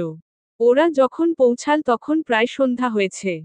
জোনাক পোকা খেলা করছে। কি যে সুন্দর লাগছে। সীমাত ধরার চেষ্টা করল, তবে পারল না। তাই মন খারাপ করে ফেলল। সেটা দেখে ইয়াজ তার বড় হাতটায় কিছু জোনাকি পোকা আটকে নিল। সীমাত আগ্রহ ভরে তাকিয়ে। ধীরে ধীরে হাত খুলতেই জোনাকি পোকা বেরিয়ে এল। এ যে কি সুন্দর দৃশ্য। ওরা এমন মজা করতে করতে বেশ লেট হয়ে গেল। তখন প্রায় 8টা বাজতে চলেছে। শুনশান পরিবেশ। চারপাশ স্তব্ধ। ইয়াজ দু হাতে আগলে নিল নিজ বধূকে। ভয় লাগছে? ফিক করে হেসে ফেলল সীমাত। তারপর ইয়াজের বাহু আগলে ধরে বলল, উহু, আপনি ভুলে গেলেন, আমি গ্রামের মেয়ে? ইয়াজ হাসল। বধূকে নিয়ে বাড়িতে প্রবেশ করতেই চারপাশ থেকে মানুষের ভিড় লেগে গেল। মাহমুদ বাড়ির বড় ছেলে ইয়াজ। তাই তার যত্ন একটু বেশি। তার বউয়ের ক্ষেত্রেও তেমনি। সকলে খাওয়া দাওয়া করে গল্প করতে শুরু করেছে। সীমাতও তাদের একজন। এদিকে ইয়াজ ক্লান্ত। লং ড্রাইভ করায় শরীরে চাপ পড়েছে। তার রুম তৈরি। তবে সমস্যা সেটা না। সমস্যা হচ্ছে সীমাত। সেই সীমাতকে ছাড়া ঘুমাতে যাবে না। এদিকে সীমাত এত মানুষের থেকে উঠতে পারছে না। তার নাকি লজ্জা লাগছে। এমন পরিস্থিতিতে নিজেই উপস্থিত হলো ইয়াজ। মেয়েলি আড্ডার মাঝখানে দাঁড়ালো পুরুষটি। কোনো ভালো মন্দ না বলেই বউকে কোলে তুলে নিল। তারপর বলল, আমার বউকে আমি নিয়ে যাচ্ছি। এই নিয়ে একচোট হাসাহাসি শুরু হলো। সীমাত লজ্জায় মুখ লুকিয়ে ফেলেছে। রুমে এসে অভিযোগের শেষ নেই। সেসব তোয়াক্কা করল না ইয়াজ। বধূকে নিয়ে বসাল খাটে। সোজাসুজি জড়িয়ে ধরল। একদম মিশিয়ে নিল বাহুডোরে। সীমাত থেমে রইল। শুধু ইয়াজই নয়, সীমাত নিজেও এই মানুষটির আলিঙ্গন ছাড়া ঘুমাতে পারে না। মনে হয় কি যেন নেই। রুহি আর রেহান নদীর ধারে এসেছে। ছোট ছোট ছেলে মেয়েরা নদীতে নেমেছে। কি যে ভালো লাগছে। সীমাতের ঘুম থেকে উঠতে লেট হয়েছে। আসলে ইয়াজই উঠতে দেয়নি। ছেলেটা খুব বেশি সময় পায় না। তাই এ ধরনের ছুটিতে একটু বেশি ঘুমায়। সীমাত নদীর ধারে এসে লোভে পড়ল। তার গোসল করতে ইচ্ছে হচ্ছে। তবে সে বউ মানুষ। এভাবে নামতে পারবে না। তাই উপর থেকেই দেখতে লাগল। খানিক বাদে ইয়াজকে দেখা গেল। হাতে লাইফ জ্যাকেট। রুহির জন্য আনা হয়েছে। মেয়েটা সাঁতার পারে না। সবটা দ্রুত ঘটল। ওকে টেনে নামিয়ে নিল ইয়াজ। ঠান্ডা শীতল জলে পুরো শরীরে ভালো লাগা ছেয়ে গেল। ইয়াজ আর সীমাত সমান তালে সাঁতার কাটছে। মাঝ নদীতে এসে মেয়েটির কোমর জড়িয়ে ধরল ইয়াজ। সীমাত চিৎকার করে উঠল। সে ভয় পেয়েছিল। আরে, আপনি ভয় পাইয়ে দিয়েছেন। আমি জানতাম তুমি ভীতু। মোটেও না। মোটেও হ্যাঁ। না, হ্যাঁ। সীমাত এবার হাতের মাঝে পানি নিয়ে ইয়াজের চোখে মুখে ছিটিয়ে দিল। ইয়াজও দুষ্টুমিতে কম না। মেয়েটিকে জড়িয়ে ধরে একসাথে ডুব দিল। ডুব শেষে সীমাত হেসে ফেলল। ইয়াজও তাই। ওর ঘোর কাটতে না কাটতে ভেজা ঠোঁটে স্পর্শ করল ইয়াজ। সীমাত লজ্জায় শেষ। চারপাশে কত মানুষজন। যদি কেউ দেখে নিত। রাজশাহীতে ভীষণ ভালো সময় গিয়েছে সীমাতের। তবে বাড়ি ফিরতেই মনে হলো সে অসুস্থ। সেদিন সন্ধ্যায় অসুস্থতা আরও বেড়ে গেল। ইয়াজ অফিস থেকে ফিরে এসে দেখল সীমাত নেতিয়ে পড়েছে। সে ডাক্তার ডাকল। চেক আপ করা হলো। ইয়াজের ভয় হচ্ছিল খুব। তবে ওর ভয় কাটিয়ে ডাক্তার জানালো আহামরি কিছু নয়। শরীর কিছুটা দুর্বল। সম্ভবত জার্নির জন্যেই এমনটা হয়েছে। যত্ন নিলেই ঠিক হয়ে যাবে। ইয়াজ যেন দম ফিরে পেল। সীমাত তার জীবনে আসার পূর্বে ঘর সংসার নিয়ে সে কখনো ভাবেনি। ব্যক্তিগত জীবনকে সাজানোর কথা মাথায় আসেনি। সারাক্ষণ বিজনেস নিয়ে পড়েছিল। অথচ এখন মনে হয় এই মেয়েটি ছাড়া সে একেবারেই শূন্য। সেদিন খুব রাত। সীমাতের বড় মুড সুইং হলো। ওর ইচ্ছে হলো বারান্দায় বসে চাঁদ দেখবে। ইয়াজ ক্লান্ত ছিল। তবে ওর মুখে কোনো বিরক্তি রইল না। ও সীমাতকে নিয়ে বারান্দায় এল। পাশাপাশি বসল। মেয়েটি মাথা ঠেকাল ওর বাহুতে। ও আগলে ধরল। তারপর দেখতে লাগলো রূপালি রঙা বিশাল চাঁদটাকে। ইয়াজের ভেতরটা শীতল হলো। ও তাকালো বধূর পানে। এক চিলতে হাসি ফুটে উঠল অধর জুড়ে। এই মেয়েটির জীবনে এক বিন্দু ভালোবাসা হয়ে ধরা দিয়েছে ইয়াজ। শেষ হয়েছে অপেক্ষার প্রতিটা প্রহর। এখন শুধু ভালোবাসার পালা। সমাপ্ত।